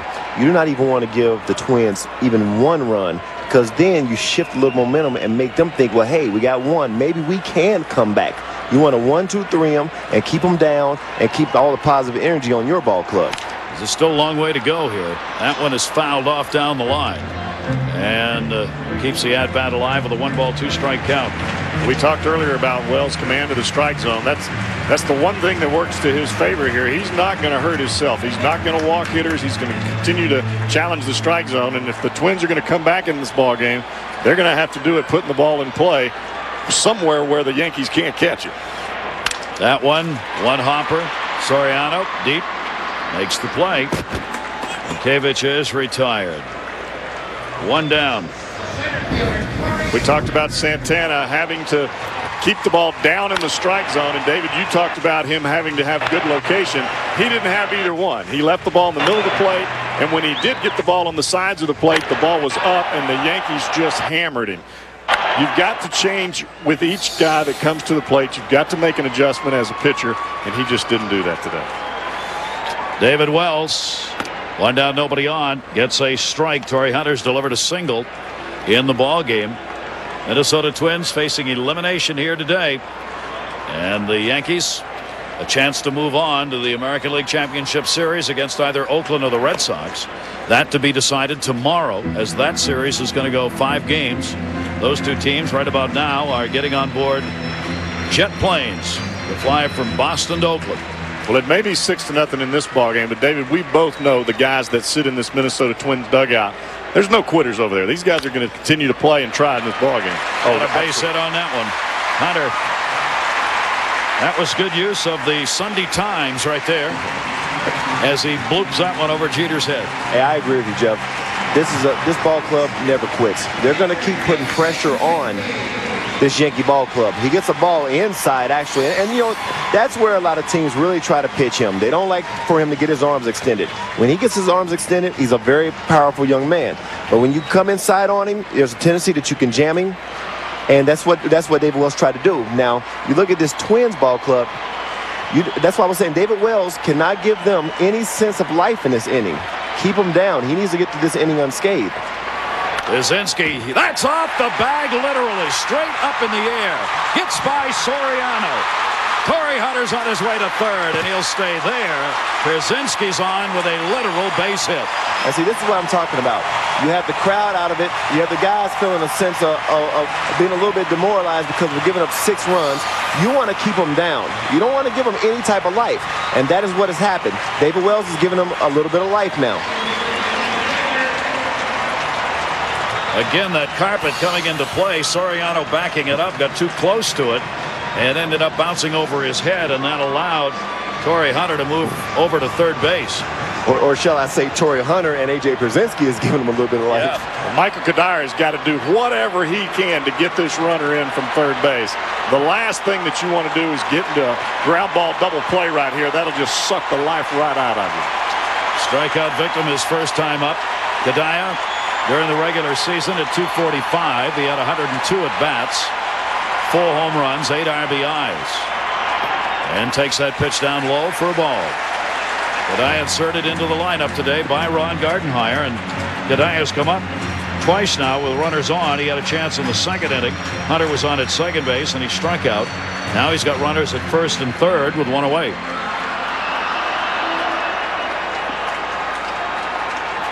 Kadire's had 1 hit and 8 at-bats lifetime off Wells. Hunter and Pierzynski get their leads. And that one misses down low. 2-0. Well, he's going to get a fastball most likely right here. 6-run lead, 2-0 count. David Wells is not going to back off. He's going to probably get a fastball, and it's probably going to be middle away. Kadire's got to make sure he doesn't try to overswing. Just get the bat on the baseball and get it into the outfield. Kadire got one to hit, but was late on it. Puts it down the bullpen way and then bounces out into the outfield. But I like that approach, though, because here he is 2-0. He's not jerking.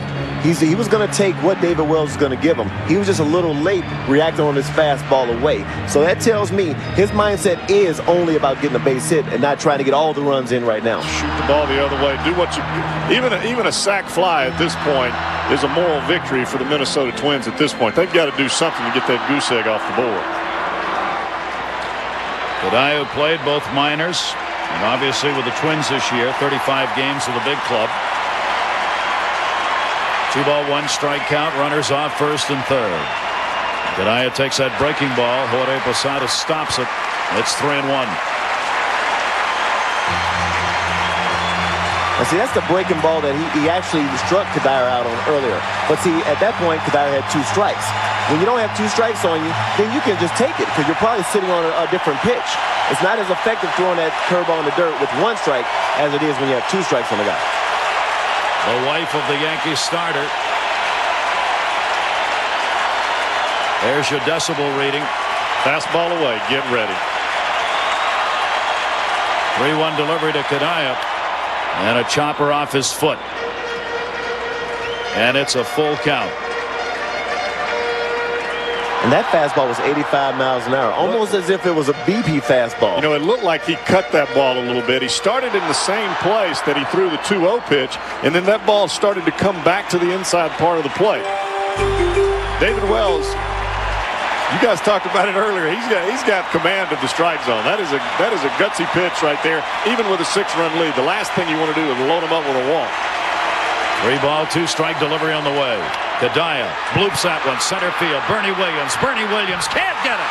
Knocks it down. 1 run will score. Twins are on the board. Great job by Kadaya right there. Just continuing to stay with his approach to hit the ball the other way, trying to do whatever he can to get that run in. That's a great job.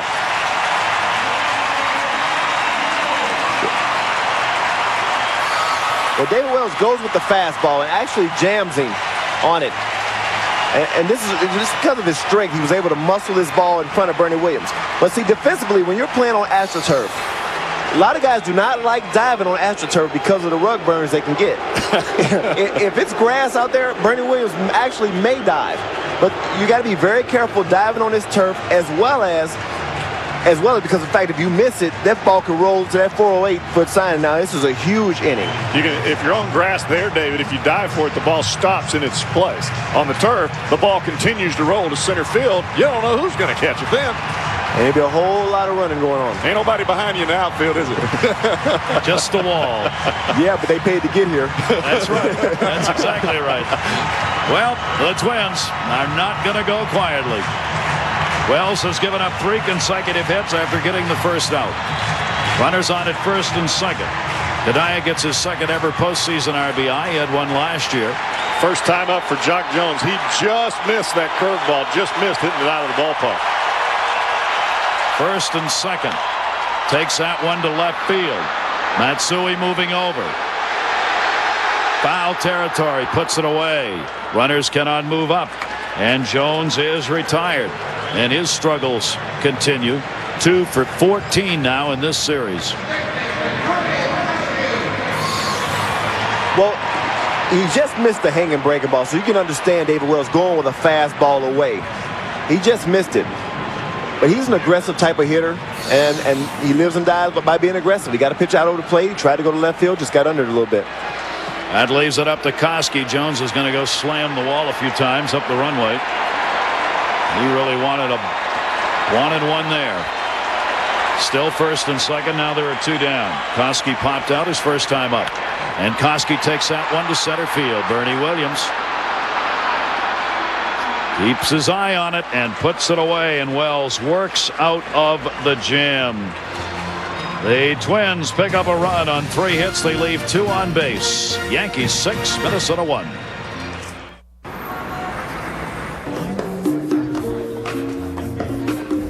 Welcome to the House of Beer. We have 170 kinds of beer from all over the world. The beers are color-coded and separated by country, style, and color. Call me when you're ready. I'm ready.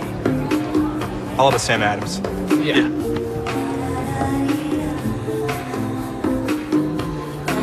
You can go around the world and not find a better beer than Samuel Adams. Always a good decision. We've all experienced it.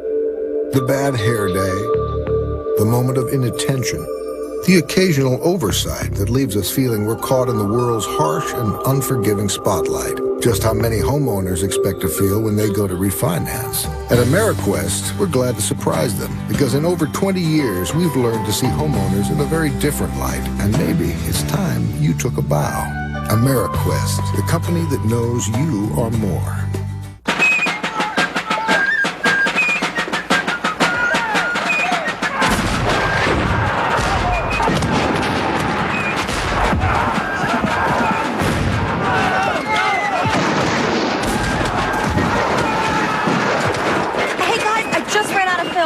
Could you hold it a second while I reload? Antietam National Battlefield. This is going to be such a great shot. Say cheese. One of the many authentic historic treasures you'll discover in Maryland. For a vacation the whole family will treasure, call this number now and ask for your free vacation guide, Destination Maryland. It has everything you need to enjoy Maryland's world-famous sights and attractions year-round. You'll also get a special Maryland Passport discount travel card, good for deals and discounts across the state. Call now to receive a special edition print of Antietam National Battlefield. From my family to yours, welcome to Maryland. Call now for your free vacation guide. Maryland, welcome. Pressure. Can you give it? Can you take it? Can you feel it? Playoff baseball. Yankees with a 6-1 lead. I've got to buy David Justice a new suit now. That was a good coffee until I spilled it all over you. You just did this game for free. Oh my God! Now I'm gonna have to add on to my hockey schedule. Do some soccer. You gotta come wash my cars. Look, I'm not letting this go. You know, he said cars. He didn't say car. Yeah, cars. Yes. I saw you eyeing my suit. I knew it was a matter of time before you tried to get me. Well, at least I waited till the postseason. Sorry about that. Fouled off into the seats, and oh my gosh, was that hit hard. No, yeah. He tried to put us on camera now. He tried to draw on me the other day, David. Wrote right on my coat with his pen. I'm gonna. The next 2 years of my career are going to be spent buying coats for the guys I work with. Mom, I apologize for having wet pants, but Gary Thorne is the culprit. It's not of my own doing. Oh, it was a whole cup of coffee, too. I didn't wet my own pants. Oh. And that ball's going to go foul. Usually I only do that on my scorebook. Every scorebook I have from my years of doing baseball is brown. Now you know why. Could I get another coffee, by the way? Yeah, here, take mine. Really throw me underneath the bus. Yeah. Oh, man. Jeez. All fun and games till you get coffee poured on you. Could have waited till the ninth, but wouldn't be any fun. Jorge Posada's doubled and scored and is grounded out. I used to have a score sheet, but don't worry about it.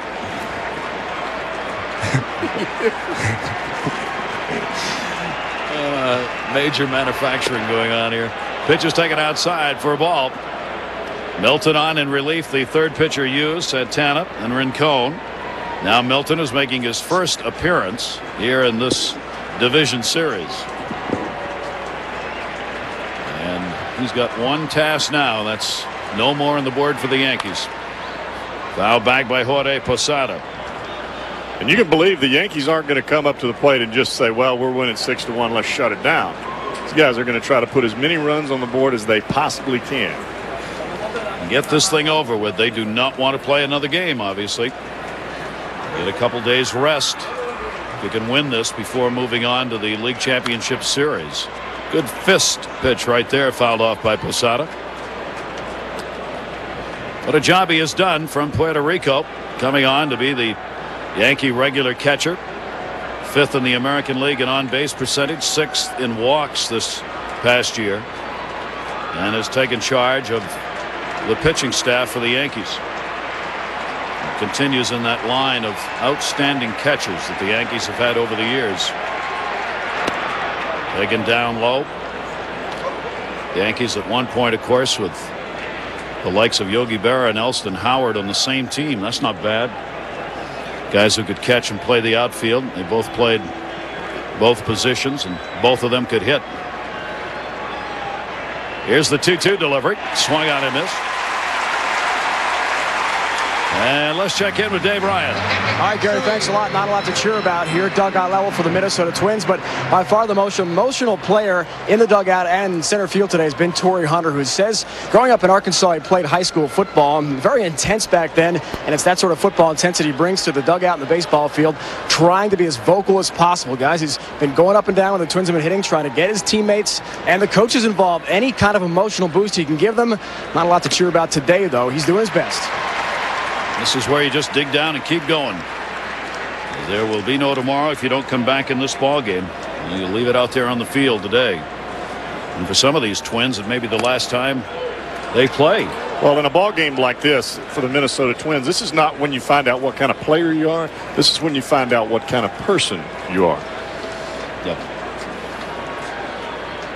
Hawkins, Godardo, Stewart, they may be in their final game if they don't win this as a Minnesota Twin. Ground out, they get it. Matsui retired, and there are 2 down. The Twins continue, of course, with one of the smallest payrolls in Major League Baseball, an organization that not many years ago we were all talking about whether or not they were going to be eliminated as a team in the reduction of ball clubs in Major League Baseball, which of course did not happen. Not only didn't it happen, but this ball club all of a sudden has made it back into the playoffs postseason the last 2 years, and packing them in here in postseason games.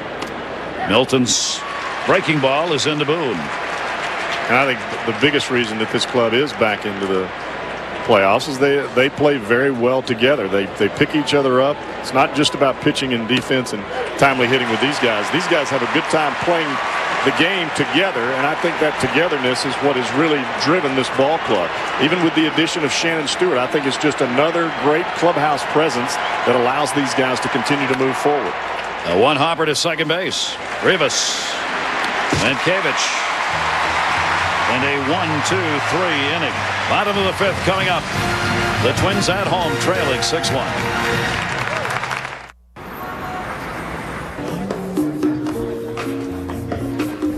Welcome to the House of Beer. We have 170 kinds of beer from all over the world. The beers are color-coded and separated by country, style, and color. Call me when you're ready. I'm ready. I'll have a Sam Adams. Yeah.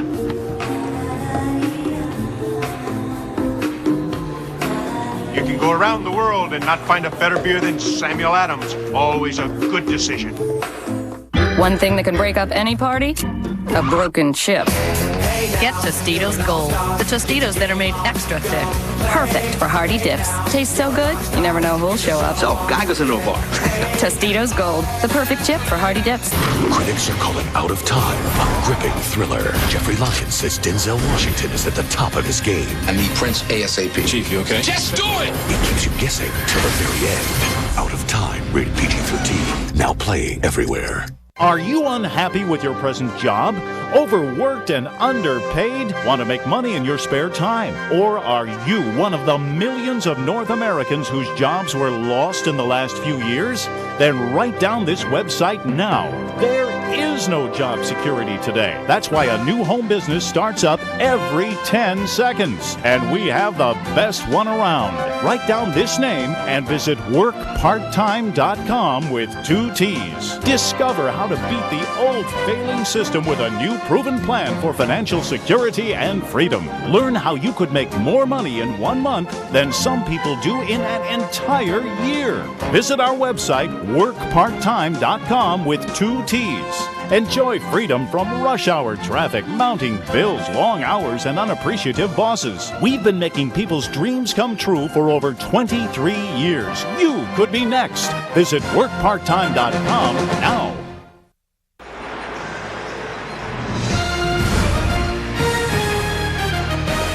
ESPN's presentation of the 2003 MLB Division Series, brought to you by MasterCard. There are some things money can't buy. For everything else, there's MasterCard. Welcome back, everybody, as the New York Yankees are looking to move to the next series. Wells with a 6-1 lead and the bottom of the 5th inning. Guzman batting in the number 9 spot. Flied out his first time up. So far in this 4-game series for the Twins, 1 run per game. That's it. They've got time to do more in this one. The Yankees in the last 3 have held them to just the 1. Minnesota won the opener 3-1 in New York. Hard hit. Boone's got it and caught it on the fly. He makes sure by making the play over, but third base umpire Randy Marsh said, nope, you got it in the air. The ball is actually hit pretty good, but Boone is standing right there. You know what? So much has been said about the offensive woes of this Minnesota Twins ball club, and I think we ought to give a little credit to that pitching staff for shutting down this ball club. I mean, Clemens threw an outstanding game. Pettit was outstanding, and Wells today. So give them a little credit for being on top of their games, because as you know, that great pitching will always beat any type of hitting, and they've shown it. And I think when you look at David Wells and you think, well, maybe he's going to back off a little bit because the lead is so great at this point. David Wells is not just pitching about this ball game. He's pitching for the next series, and he's pitching to get an opportunity to pitch in the World Series. I mean, let's look over there in that Yankee staff. There are a lot of options to go to, and if you don't get it done today, it may be your last start of the year. As well as, we were talking about their offense continuing to swing the bats well. I mean, they're looking ahead. They're looking ahead. And these at-bats are important to prepare themselves for the next round. They want to go in if they make it to the next round. Obviously, the hottest bats they can get. Boone at third, got it again. Stewart is retired. I mean, if David Wells goes out there and gives up 5 or 6 runs in the 6th inning or in this inning here, it gives Joe Torre a perfect reason to start Contreras the next time this spot comes up. There's no way David Wells he don't want to give him anything. Andy Pettit has been just magnificent this year. Roger Clemens, it looks like he's going to get another chance. Talking to Lee Mazzilli, first base coach there. Broken bat. Soriano. Wells had to get out of the way of the barrel that went right over the mound. So Rivas is retired. That is a 1-2-3 inning and 3 ground outs to get there. There's the Yankee lead, 6-1. The victory here, and they wrap this series up. A reminder, tomorrow night, 7:30 Eastern, ESPN, Monday Night Countdown. It'll be set for the biggest Monday Night Football game of the year. ABC Sports will have it at 9 Eastern, 6 Pacific. Tony Dungy into Tampa Bay, where he used to for the Colts. Will take them back there against the champion Bucks, team he used to coach Monday Night Football on ABC. That's a good one. Great matchup. At 1 foul back. As the Yankees hit here in the 6th inning, Rivera, an intentional walk in that big 6-run 4th inning that backfired as he would come around to score. Johnson followed him with a double. Eric Milton on the mound has walked none and struck out 1 since coming on to get the final out of the 4th inning. Rivera pops that one up and back. No play.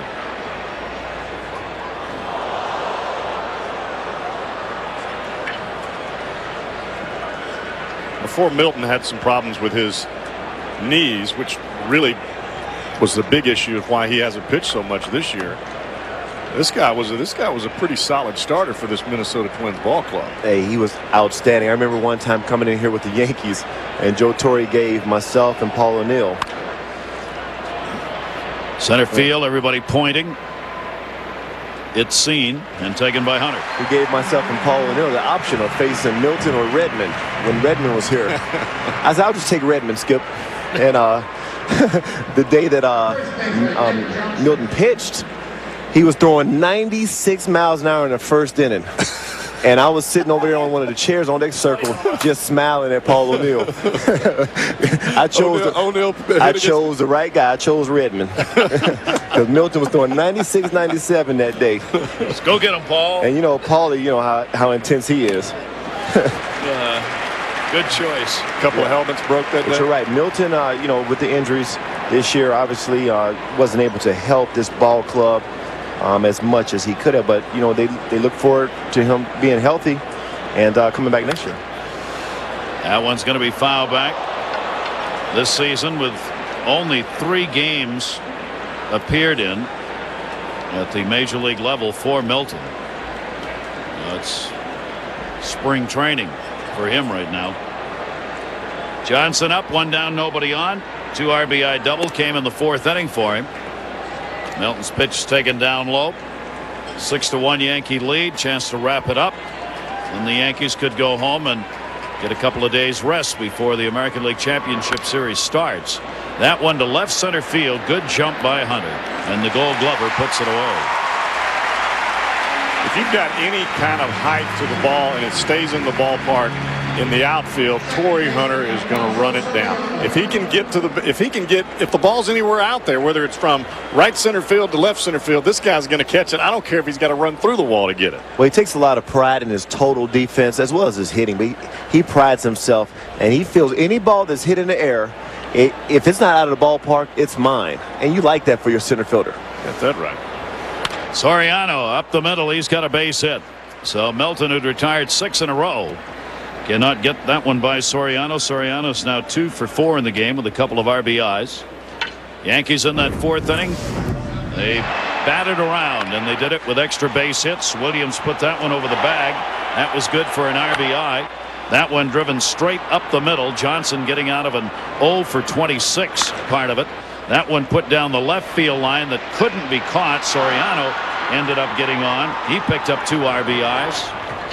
By the time it was done, the Yankees had a 6-0 lead at that point. Big hit by Bernie, but the big knock was Johnson, 2 strikes hitting that ball into the right center field gap, and everybody was scoring. So the Twins are going to have to make history. If they're going to come back in this game, no team in a division series has overcome a 6-run deficit. Understandable with the kind of pitching, obviously, that you're going to have when you get to the postseason. Otherwise, you wouldn't be here. 2 down, no, and a runner on at first base with a single by Soriano. Derek Jeter, long fly ball, way back, left field. Stewart back, looking up, and makes the catch. Wow, that's He robs Jeter of a home run. Shannon Stewart.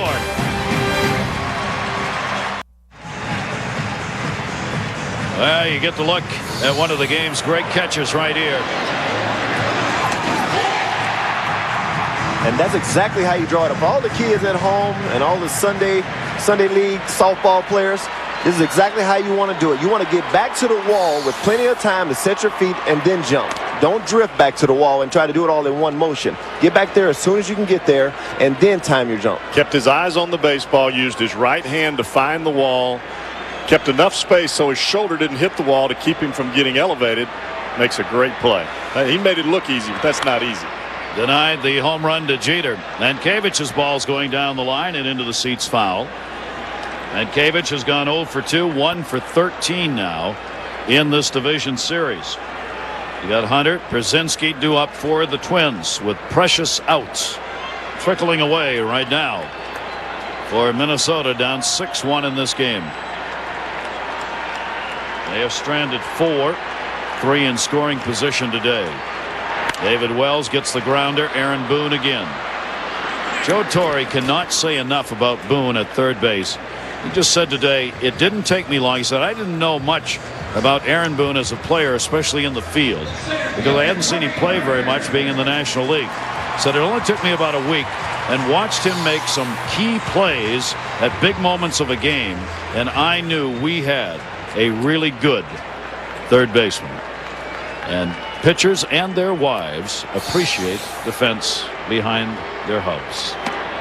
Swung on and missed. Yes, they do. Well, having a good defensive third baseman is very important to your ball club. So many balls that are hit down to third base. I mean, that's why you look at the Oakland A's with Eric Chavez on there, the way he saved the game, actually, game 1 over there in Oakland. You need a guy down there that can catch the ball. And he's in a lineup where he doesn't have to be the guy to drive in all the runs. So he should just be able to relax and do what he does offensively. But defensively, he's been a gem for them at third base. We were talking about the character of people, and Aaron Boone is one of the finest. That's why he plays the game the way he plays it. He leaves it all out on the field.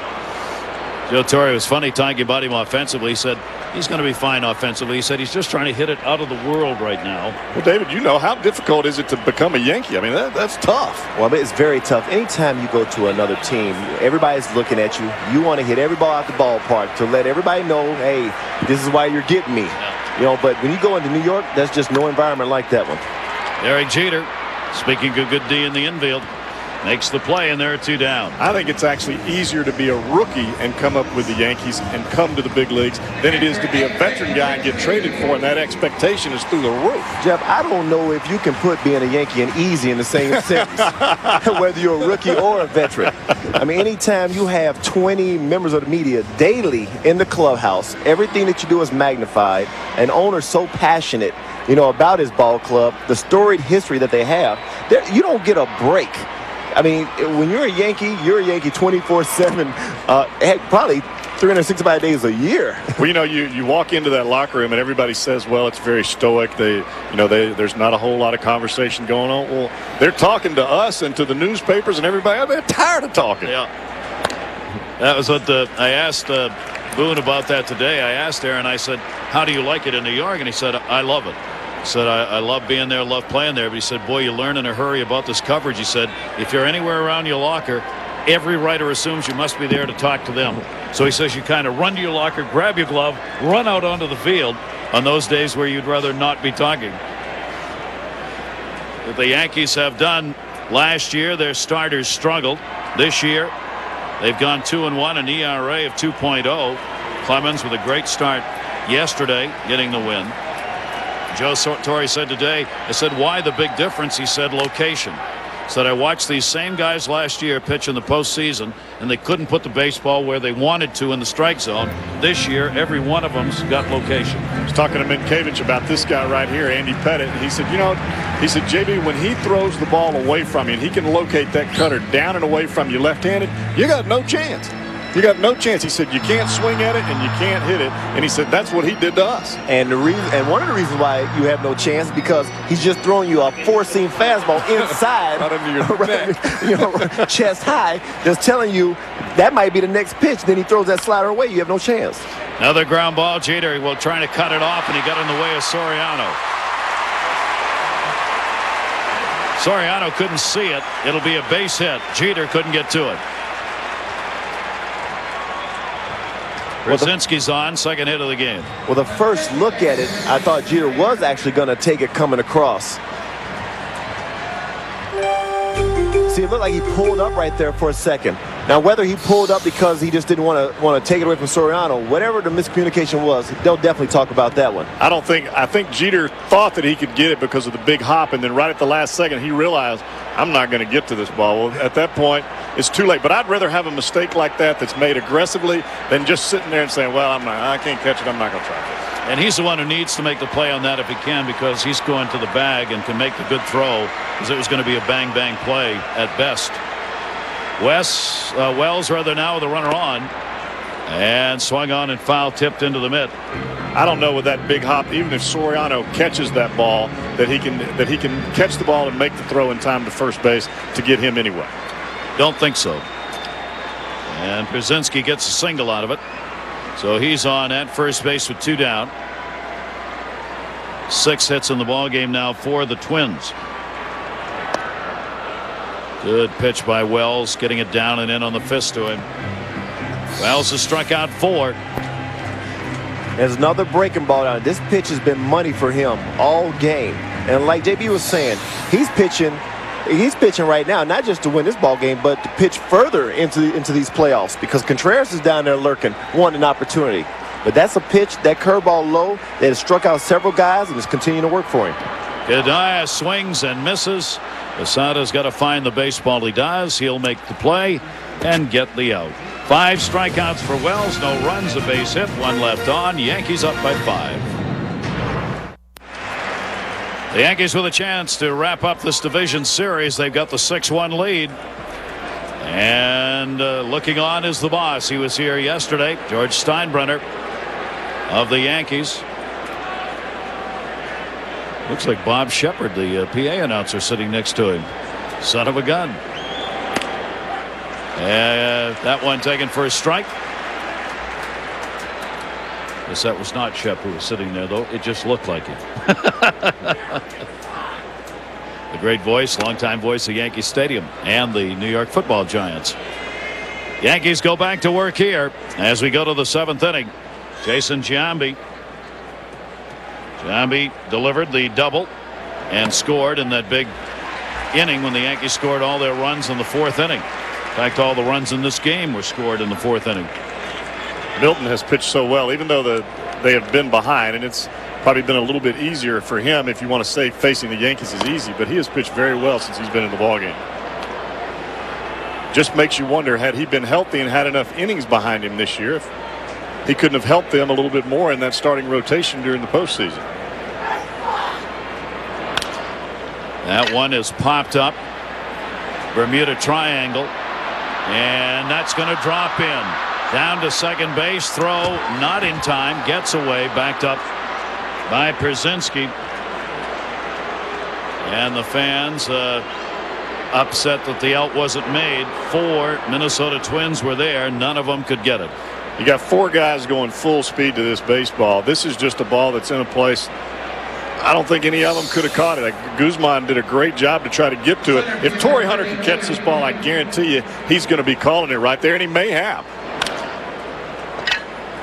Guzman may not have even heard him because that ball looks like it falls right beside Torrey Hunter out there. And he hustled his way around to get the 2-bagger. It is a double. If you hit him right there, is he out? Is that how you do it? Wrong rules, different game. So nobody out. Runner on at second base. And Bernie Williams takes a strike on the inside corner. Well, the Yankees have been plying the doubles here today. Bernie Williams. He's hitting again with a guy at second base. This is incredible. I guess that's what you want when you're hitting in the 4th spot. That's what you're supposed to do. That's money. Get those RBIs. He has picked up 1 in the game. Williams pops that one up. Right field. Jock Jones dances under it and puts it away. Throw to third with the runner staying at second base. And Bernie's a little bit upset right there. He didn't at least get the runner over to third base because you still want to keep playing the game. So you want to keep the same good habits of moving runners over, getting them over to third base with less than 2 outs. Keep working on your game because this game is pretty much over. I mean, just the feeling that you sense. I mean, just looking at both teams and the way the game is developing. But you have to continue to play the game the right way because you're going into the next division. You want to keep it going. Bernie Williams back, not happy as he did not get that runner moved over to third. Now Jorge Posada with 1 away. Posada's had a double. He has scored 1 for 3 in the ballgame. And punches that one foul down the right field line. I think that's a great point, David, because that's winning baseball, and it's about unselfish baseball because you're trying to get Giambi to third base for an RBI, possibly for Posada, and in turn, all of that works together to make championships. Guys that play the game that way, they're usually playing, and we're usually putting them on TV in October. You're right. I mean, this is a very unselfish ball club. And he is upset. I mean, he knows they're up 6-1. He's upset because he didn't move his teammate over for Posada to have an easy opportunity at an RBI. How many times do we see other ball clubs? You're in this situation, you're way up, guy's trying to hit the ball to the moon, pops up to the infield, guy stays at second base, you don't score a run, your teammate doesn't get an RBI, then you've got some friction, then you're not going to play winning baseball. The Yankees don't do that. Good jam shot right there, foul tipped into the mitt. Pierzynski able to hang on to it. Strikeout for Milton. That'll be his 2nd of the game. I want to remind you that an all-new season of Sports Century is going to continue on ESPN Classic. A look at the glory and controversy surrounding the first century of Yankee baseball. It's a 2-part series that begins tomorrow night at 8 o'clock Eastern Time, examining the great moments and the great names in Yankee history. Tomorrow at 8 Eastern, 5 Pacific on Sports Century. That's on ESPN Classic. Plenty of material there. Just take it inside. Tell you another thing too, in that situation with Bernie, is not only do you not get him over to third base for your teammate, but you have to remember that you want your team hitting on all cylinders going into the next round, feeling confident in all areas, and you yourself want to be confident in those areas. Down the line, curving foul, and Stewart unable to get to it. And also, you have to remember another thing, too. Yeah, this game is 6-1, but you never know. The Twins might make an attack here. What if they score 5 runs? There was an opportunity for you to get your 7th run. So like I say, you want to keep playing the game and keep piling on the runs if you can, because you never know. Funnier things have happened in this game, and you just never know. As long as there's outs still out there, anything can happen. Well, that's why they keep playing. Otherwise, they'd have just shut it down in the 5th. No white flag rule. That one's taken up high. Matsui, who's had a double and an RBI, is 1 for 3 in the game, 4 hits, 13 at bats in the series. And too, David, there's a pride issue that goes into this too. Every time you come to the play, there's an internal battle between you and the pitcher. You don't want somebody to get the best of you anytime. Left-hander Milton. Matsui takes that to center field. Hit it hard. Hunter back. Hunter at the warning track. Hunter's got it. He's so good. Appropriately named for a center fielder who hauls in all prey that comes in that area. Reese Davis and Harold Reynolds back with you. A's and Red Sox. This is how Boston pushed it to a Game 5. David Ortiz coming up large. The 8th inning of Game 4, Harold. What a great at-bat by Ortiz. He'd been scuffling the whole series and fought off a couple tough pitches and got one he could hammer. In fact, he'd been 0 for the series, and then that Red Sox bullpen continued to do good work. Well, you never know who's going to close it out for him. We saw Pedro up in the bullpen the other night, and Williamson comes in and closes it. We've seen Derek Lowe in this series. Boston's thrown everybody in this series. Go inside the series, some of the numbers. Todd Walker's been terrific so far as we head toward that Game 5, which will be Pedro against Zito. The A's, last 8 opportunities they've had to close the series, over. Chance number 9 comes tomorrow. So there's only one team so far knows it's moving on. The Florida Marlins, maybe the most surprising of all, as they had that win in their series. The Yankees got a chance to move on if they can get a victory here. Andy Pettitte, great pitching, 7 innings. Just gave up the 4 hits. Roger Clemens yesterday, 7 innings, 5 hits and a run. David Wells today, just a run on 6 hits. Let's get down to Dave Ryan. Dave? All right, Gary, before the game, we talked about David Wells' dominance of his Minnesota Twins. Lifetime as a Yankee, 6-0, a 0.68 ERA.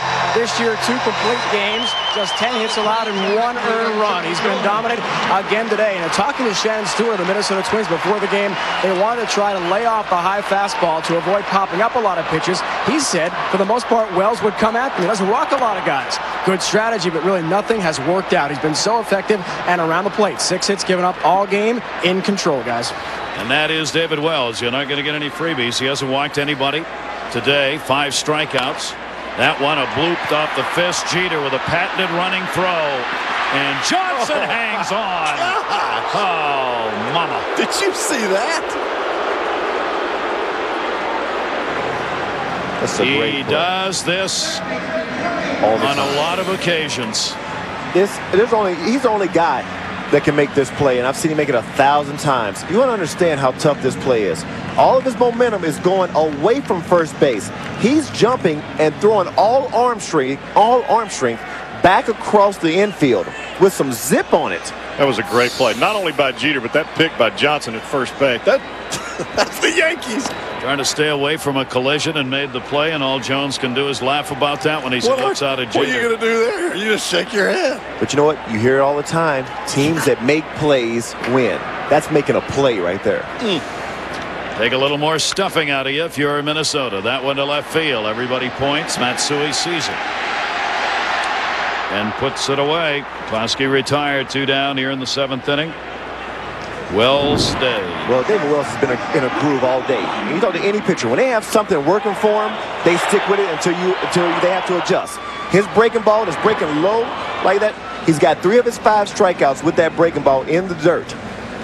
Being able to throw that breaking ball with that type of consistency, that's why he can pitch up in the strike zone more with his fastball than most pitchers can. You don't know which one you're going to get. See, he doesn't walk a lot of guys, but what he does is he throws a lot of quality strikes early in the at-bat, and then he relies on you to chase. And guys today have been fishing at that breaking ball that's 58 feet, 59 feet. It looks good coming out of his hand, but it never gets there into the strike zone. Talked about how efficient he is. During the season, David Wells, only 3.4 pitches per at-bat for the whole season. That's the second best number in the American League. Halladay with Toronto was the only one who was more efficient at getting the outs and moving the game along. So you don't walk anybody. You don't throw many pitches. You throw first strikes. You win. And when you pitch with that type of consistency, that's why you get that kind of defense that we just saw from Derek Jeter and that pick from Nick Johnson at first base. You work quick, you throw strikes, they make good plays behind you. And Wells has 2 quick outs here in the 7th inning. Guzman is 0 for 2 in the ball game. Takes that one to left center. It's playable. Williams says, I got it, but Matsui came over right in front of him. A 1-2-3 inning. 7 gone. 6-1 Yankees. Minnesota last time eliminated in a 5-game series at home was by the Orioles back 69. Yankees trying to do it here. Welcome back, everybody. And this one has been a game where we've seen struggles to find the baseball guys, but at other times great defensive plays. Well, we just had a play earlier with Matsui and Bernie Williams. Ball hit into the outfield. I know they're probably each of them are calling it, but you can't hear out there. It's so loud in here, and you can't see the thing either. Almost a collision. Well, see, that's a play there, though, that Bernie being the center fielder, you have to have that communication. You got a guy from Japan and a guy from Puerto Rico. I guarantee you they have not had that communication in terms of who's going to take which type of plays. And, you know, fortunately, the game is not very close, and the decibel levels are not, you know, off the charts, because that would have been a critical play if this game was much closer. Because that's a particular play. It's Bernie's all the way. But Matsui, on some of his fly balls, looks as if he's having a tough time picking up the ball, period. Right. Whereas Bernie looks like he's more comfortable picking up the ball. Bernie actually was waving him off and calling for it. Matsui went at it like he was the only guy in the outfield. Well, how bad would that have been had those two guys collided in a 6-1 ball game, and one of them gets hurt and can't play the next round? But you know what? Matsui made a very athletic play on that, actually. By him cutting in front and jumping in front of Bernie, that was a very athletic play, to jump in front of him and catch it. So he knew Bernie was there, but he probably couldn't hear him, and so therefore he figured, I'm going to go catch this, and although I do recognize that my center fielder's right beside me. That's going to be into left field for a base hit. Aaron Boone is on. His first hit of the ball game is a leadoff single here in the 8th inning for the Yankees. Great football coming your way tonight. A great matchup. These two teams have one of the outstanding rivalries in National Football League history. It's the Browns and the Steelers. Tonight at 8:30, ESPN's got it available on ESPN HD. All starts with NFL Primetime, presented by Miller Lite at 7:30. That's all tonight. And we hope all of you having a great weekend. We thank you for joining us here as our coverage of the Division Series continues. Teams battling to get into the next round that will be beginning on Tuesday and Wednesday of this coming week. Runner goes. Throw down. Not in time. Stolen base. Aaron Boone.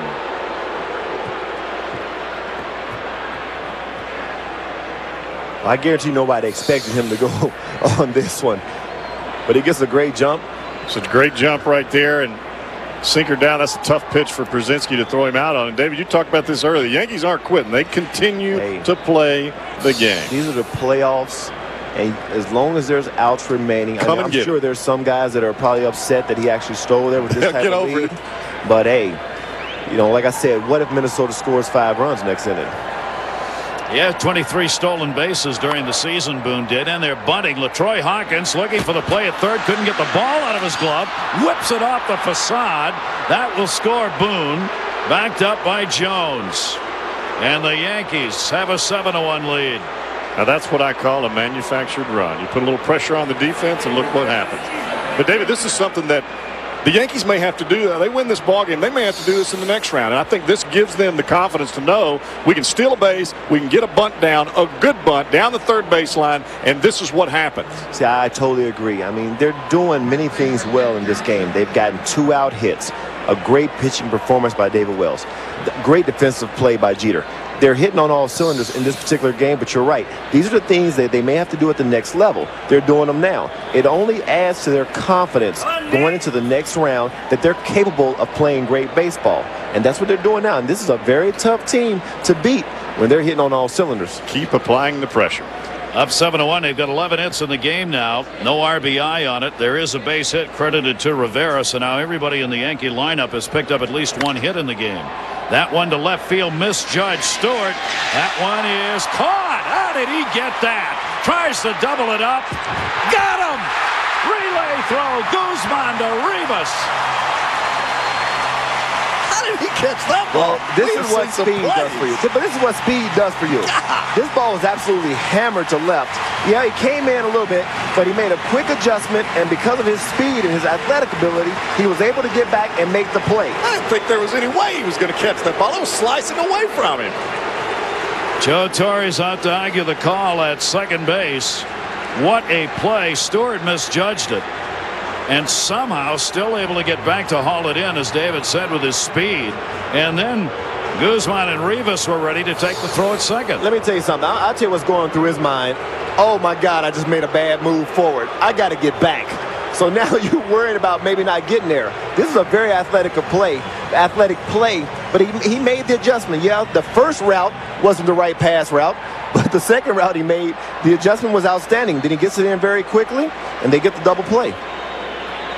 A very, very close play called out at second base. And Soriano up now with a run in the inning and 2 down.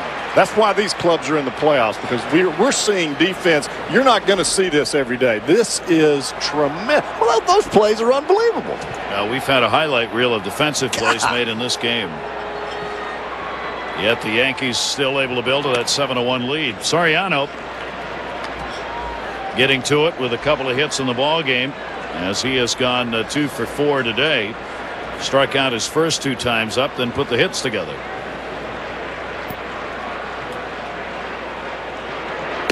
And that one is swung on and missed. I can't believe he caught that ball. No, I was sure that was going to the wall and around it.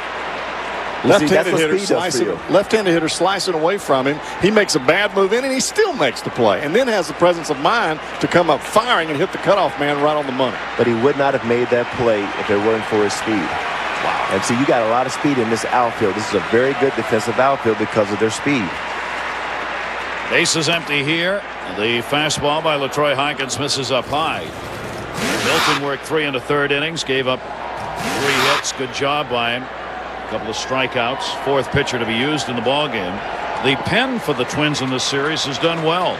They've got an ERA of about 1.65 now, but the starters have not been able to hold the Yankees down. Way up high by Hawkins. 3 ball, 2 strikeout.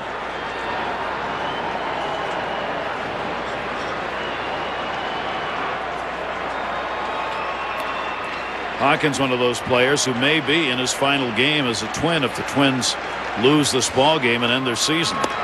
Wow, did he chase one up that time? Hawkins gets the strikeout. Stewart makes an outstanding play, but when it's all said and done, the Yankees got the run, and it's 7-1.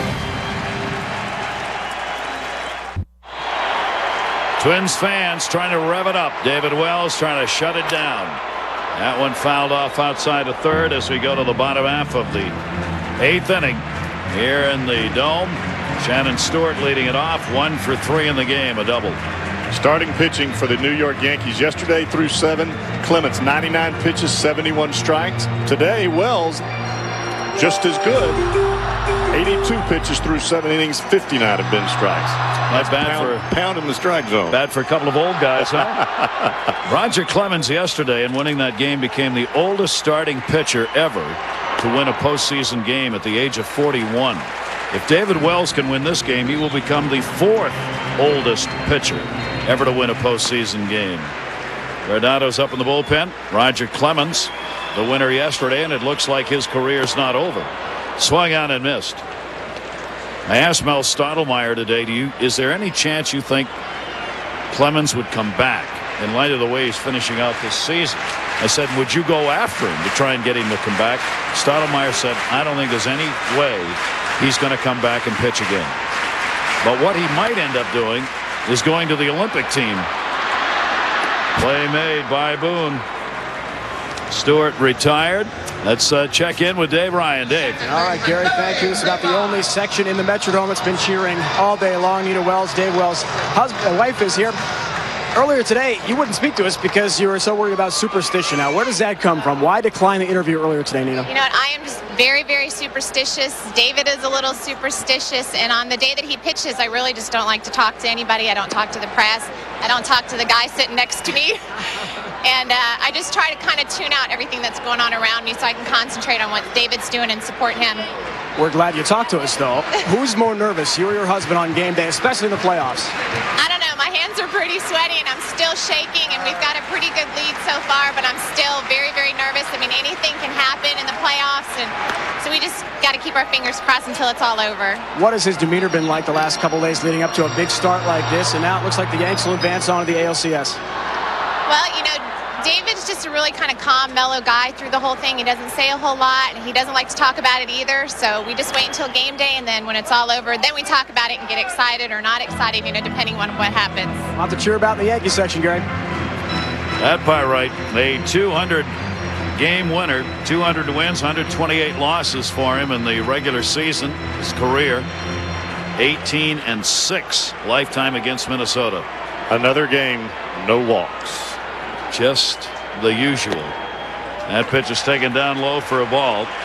Wells is 8 wins, 2 losses in the postseason, going for his 9th postseason win. And right now, a 7-1 lead to work with for the 40-year-old left-hander. You know, a lot was said about whether or not he would get this start. And he has pitched in so many big games. Joe Torre has nothing but confidence in his abilities to go out here and have outings like this in big games. I pretty much thought it was a no-brainer starting Boomer Wells in a game like this.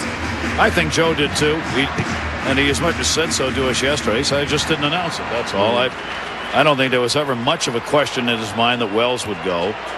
And I asked him today about even pitching in an artificial carpet with a ground ball pitcher. He said it doesn't matter. The way Wells pitches, he'll find a way. So you're right. Great confidence. And Boone sure has helped. Gobbling up everything down there. And they're at 2 away. I want to remind you this copyrighted telecast presented by authority of the Office of the Commissioner of Baseball may not be reproduced or retransmitted in any form. The accounts and descriptions of the game can't be disseminated without express written consent. Don't forget, Major League Baseball's got World Series tickets for life being given away. The winning hologram numbers will be announced games 1 through 4 of the 2000 World Series, and you can visit your neighborhood Radio Shack to find out how you can get a chance to win. 2 down, nobody on. Mankiewicz 0 for 3 today. Mankiewicz is now 1 for 14 in this series. David, you were talking about earlier about David Wells bouncing those breaking balls. When you're in the 8th inning and you can still throw your breaking ball for a strike like he just did to Mankiewicz, that's why you get all those swings down there in the dirt. You as a hitter, you know if a guy's got command enough to throw a strike, you're thinking in your head it's going to be a strike every time. But you're right. But see, what he does so well is early in the at-bats, he gets strike 1 on you, whether it's a curveball, changeup, or fastball. He's getting that strike 1. Now he puts you on the defense. Now, when he gets you 2 strikes, now he drops that 1 in the dirt, and guys have a tendency to swing at it. Just out of the reach of Jeter. Matsui will play it back in. Mankiewicz is on with 2 down in the 8th.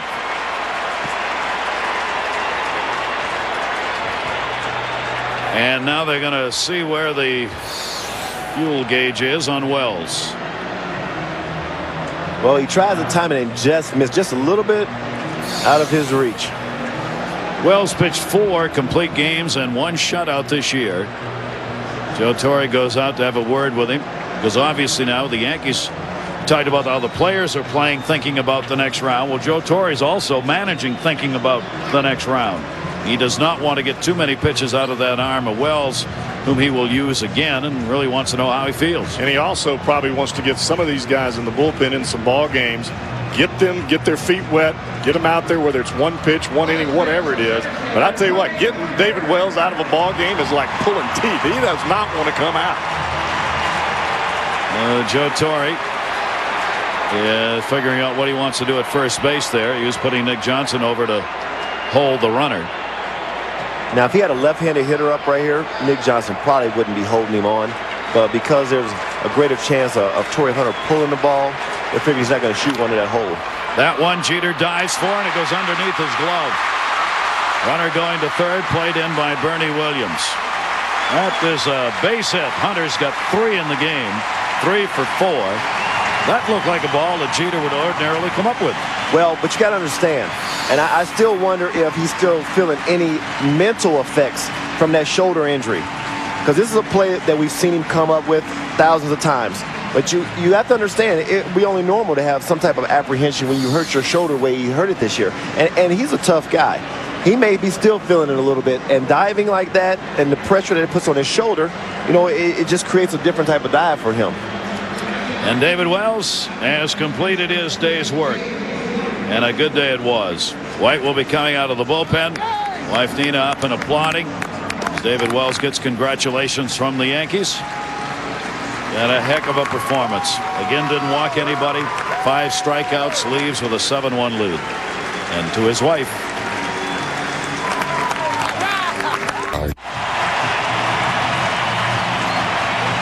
Minnesota making a final run at it. There are the old guys. Clemens and Wells who can pitch. Wells out of there with a chance to win it. 2 pretty good lines, and they're back-to-back games. 40. Not too bad. Wells has not walked anybody in his last 5 starts, covering 37 1/3 innings. That's a little experience for you sitting over there, isn't it? Wow. A lot of innings, a lot of wins. Kaczynski up. Gabe White out of the bullpen. Down low for a ball. 2 on, 2 down, 8th inning. White had pitched with Cincinnati, came over to the Yankees, and with the Yankees appeared in 12 games, went 2-1. Mankiewicz had a single. Hunter a single. Strike taken. Kaczynski with a couple of singles in his last couple of at-bats. And the Yankees were able to come up with some big 2-out hits. Now Minnesota has an opportunity to do the same thing and get themselves back in this ball game. First and third, the runners. White's pitch is taken outside. Yankees out hitting the Twins 11-8 and leading 7-1.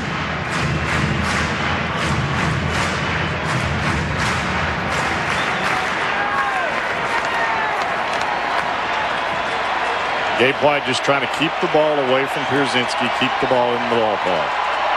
Pierzynski fouls that back with a big cut. Watch Derek Jeter on this ball. This ball goes right underneath his glove. And if you look from behind, you notice that Derek doesn't give a full extension there. And I think that goes back to what, David, you were talking about. I still think that left shoulder of his is still bothering him a little bit.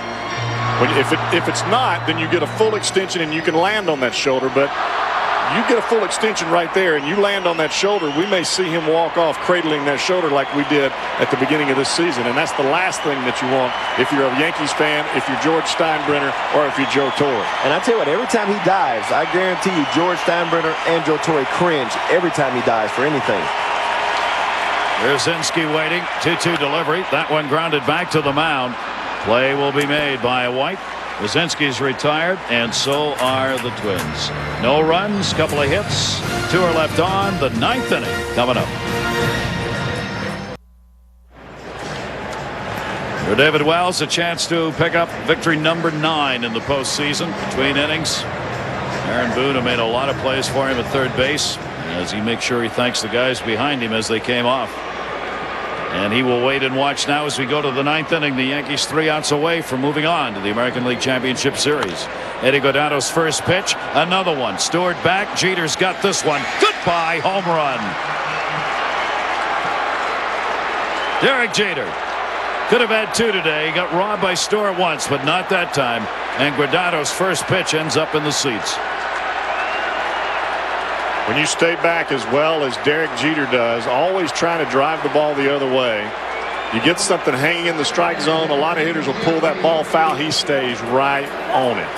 I tell you what, the Yankees are looking like a team that's on a mission. I mean, this is exactly how you want to go into the next round. Jeter, 12 postseason home runs now. And the Yankees have an 8-1 lead. It's like you were talking about earlier, David. Keep playing the game. Keep the adrenaline up. Keep the focus up. Keep the concentration up. Doesn't matter if it's 2-1 or if it's 15-1. It's playoff time. And the Yankees have really come around. They lost that first game at home 3-1 as Hawkins beat Messina, and then have obviously won the next two with Pettit over Radke and Clemens yesterday over Kyle Loesch.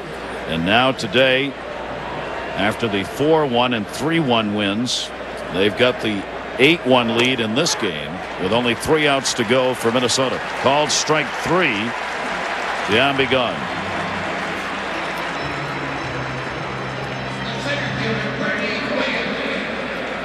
Well, Guardado has done a great job for the Twins this year, closing out ball games. Guy that's been a lifetime setup man. In the last few years, he has put together a tremendous seasons closing out ball games for these guys. And will he be back next year with Minnesota? He's one of the names that's up for grabs as to whether or not the Twins will get him re-signed. You're right. I mean, this Twins team may have a different face next year. These fans may be seeing for the last time this team that they've come to support and love over the past few years. There's going to be some different faces next year. The Twins cannot afford to keep all of the stars that they have playing right now. Just a financial matter that they can't do it. So Ron Gardenhire has taken this club in his 2 years as manager to the postseason. We'll have a different club to work with next year, and who stays and who goes will be decisions made in the offseason by the Twins. And they are never easy ones for the small market clubs in particular. Barry Ryan, who is the GM sitting next to us here, he will be heavily involved in those decisions on what the contracts will look like. Foul back. In fact, there's been some discussion about whether or not the Yankees are going to be involved with some of these people. Guardado, for one, they might be interested in. Stewart, everybody's going to be interested in. Red Sox would like to have a left-handed. Red Sox would like a left-handed closer. Yep. So there'll be teams out there looking, while the Twins obviously want him to stay here if there's a way they can do it. That one hit hard to center field. Hunter had moved over that way back near the wall and hauls it in.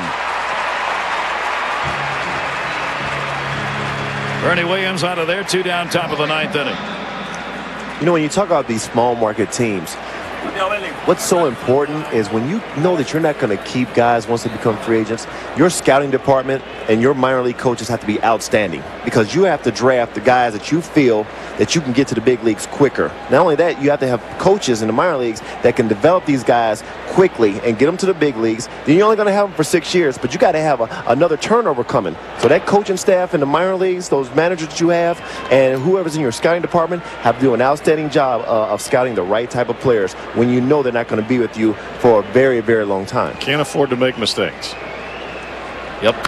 And then you hope, while you're able to get a core together for 3-4 years, you hope that core can produce a winner for you before the turnover happens again. Exactly, because then here comes another core. Yeah. You know, and it keeps going that way. Well, that's what they've done in Oakland. They're basically going the draft route of drafting college players because they can get them to the big leagues faster. Yep. But see, teams like that, their window of opportunity for them to win World Series are very small because of the turnover. Whereas a team like the Yankees, because of the financial capabilities, you know, they can replenish, and their window is always wide open, you know, to win. But teams that are only small markets, the windows are very small. That one punched in the air to center is going to fall in for a base hit. So Jorge Posada's on his second hit of the ball game. He's had a 2 for 5. Run in here in the 9th inning on the home run by Derek Jeter off Guardado, and now Posada keeps the inning alive with a single. And the Yankees have piled up 13 hits in this game. They have got the offense going. Their starting pitching's been magnificent. It is basically running on all cylinders right now. Nick Johnson got out of his 0-for. Matsui has had a home run coming yesterday. Picked up an RBI double today. It's going to be very scary for whoever they play in the next round, because you got your offense starting to click. Everybody in the lineup getting a hit today, and the pitching's been outstanding. They're getting the pitching. Now they're starting to get some hitting, some big 2-out hits today. If the defense shows up, this is going to be a very tough team to beat. And the team they're going to play is not going to have the rest because Oakland and Boston are going to play a game 5 and travel cross country to do it. And then somebody's going to have to come back to New York to play in the opener. Back cross country again. That one fouled off. I probably wouldn't mind making a cross country flight if I could play in the ALCS. I think I'd be all right. Yeah, you'd be. I'd figure out a way. but the advantage is definitely to the Yankees. You got it. And Rivera is sitting and watching. He's had a couple of great 2-inning performances in this series to get 2 saves. Runner on at first base. That one swung on and missed. Matsui goes down swinging a run in. Couple of hits, 1 left on. The Yankees need 3 outs to eliminate the Twins. Pressure. Can you give it? Can you take it? Can you feel it? Playoff baseball. And now for the Twins. Only 3 outs to work with. Their season's over. Foul back. White stays on to do the pitching here in the bottom of the 9th inning. Sports Center coming up. All the day's news and lots of it from a lot of different sports. Sports Center coming up after our ball game here. Yankees have the 8-1 lead. Kanayer takes a strike on the outside corner. The Yankees, their 12th American League East title. The 6 straight times that they have won that. First time they've ever played Minnesota in the division series. Yankees in their 9th division series have won 5 and lost 3. Minnesota won their division series last year. The Yankees, with that long string of pennants and World Series championships, looking to get another shot at it. And there's one of those outs they need. White gets the strikeout. Kanayer retired, 1 away.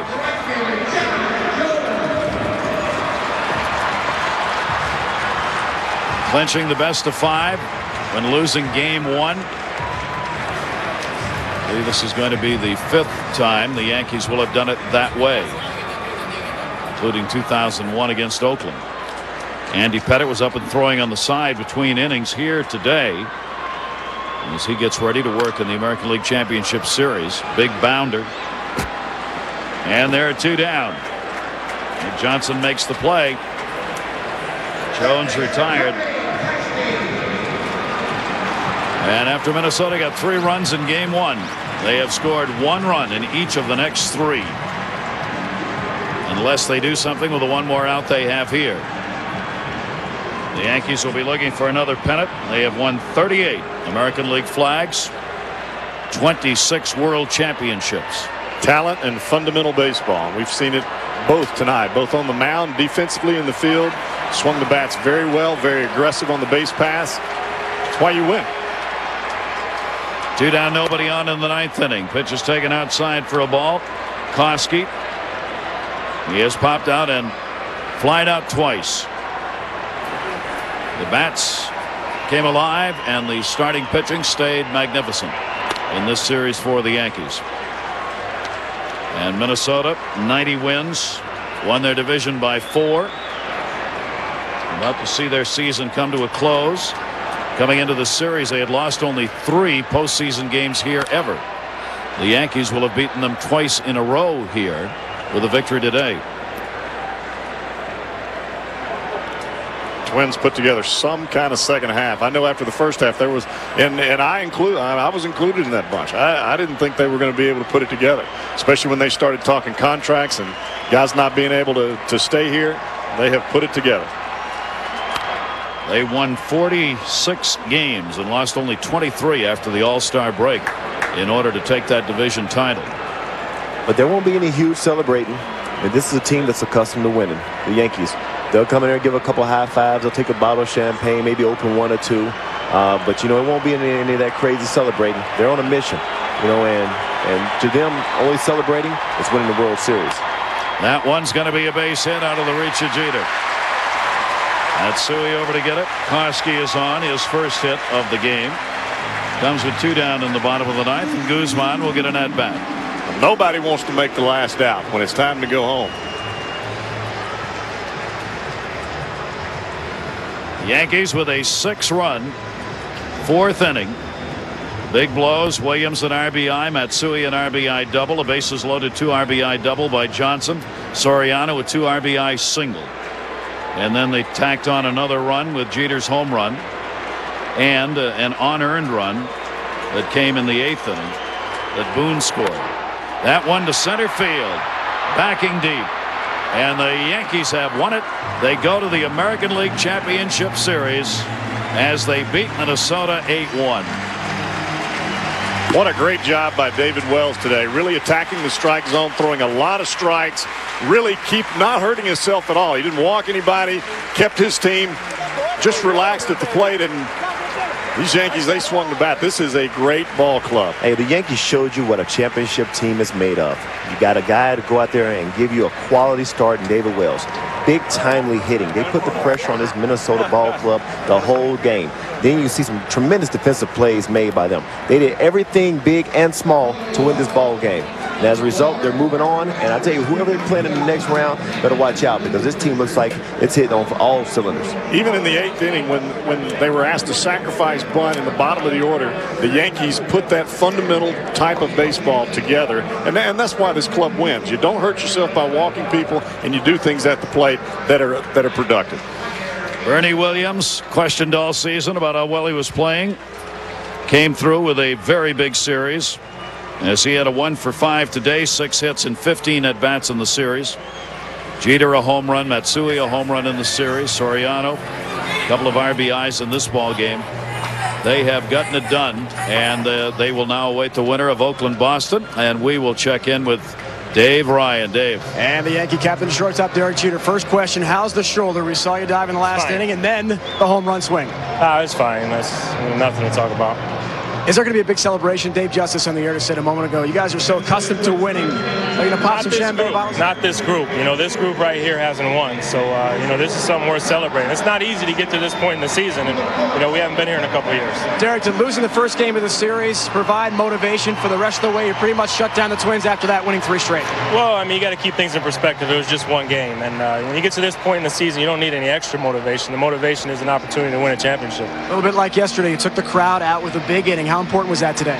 Well, that was the key. We've heard so much about this crowd, and this crowd is great, but you got to remember, we play in front of the greatest fans in the world. Did it give you confidence early, Derek, knowing that David Wells was on his game, a little bit like Rocket Clemens yesterday? Yeah, you can't say enough about our starters. They really dominated in this series. Even in the first game, we weren't able to score some runs, but Moose pitched as good as you could ask. 3-6 against Oakland this year, 10-9 against the arch rival Red Sox. Who do you prefer in the next round? It doesn't really make a difference. They're both great teams, and we just enjoy this one for a couple of days. Congratulations, enjoy. Thank you. Magnificent. Joe Torre's club will move on. They head back to New York. They will have the advantage home field wise moving into the next round. Brian Cashman, the GM, on the phone calling the boss saying, do I have another contract for next year? The Yankees have won it. Coming up next, it is Sports Center here in Minneapolis. A tough ending to the season, but still a great year for the Twins. For David Justice, Jeff Brantley, Dave Ryan, all of our crew, I'm Gary Thorne. Thanks for being with us. This has been a presentation of ESPN, the worldwide leader in sports. For more, log on to ESPN.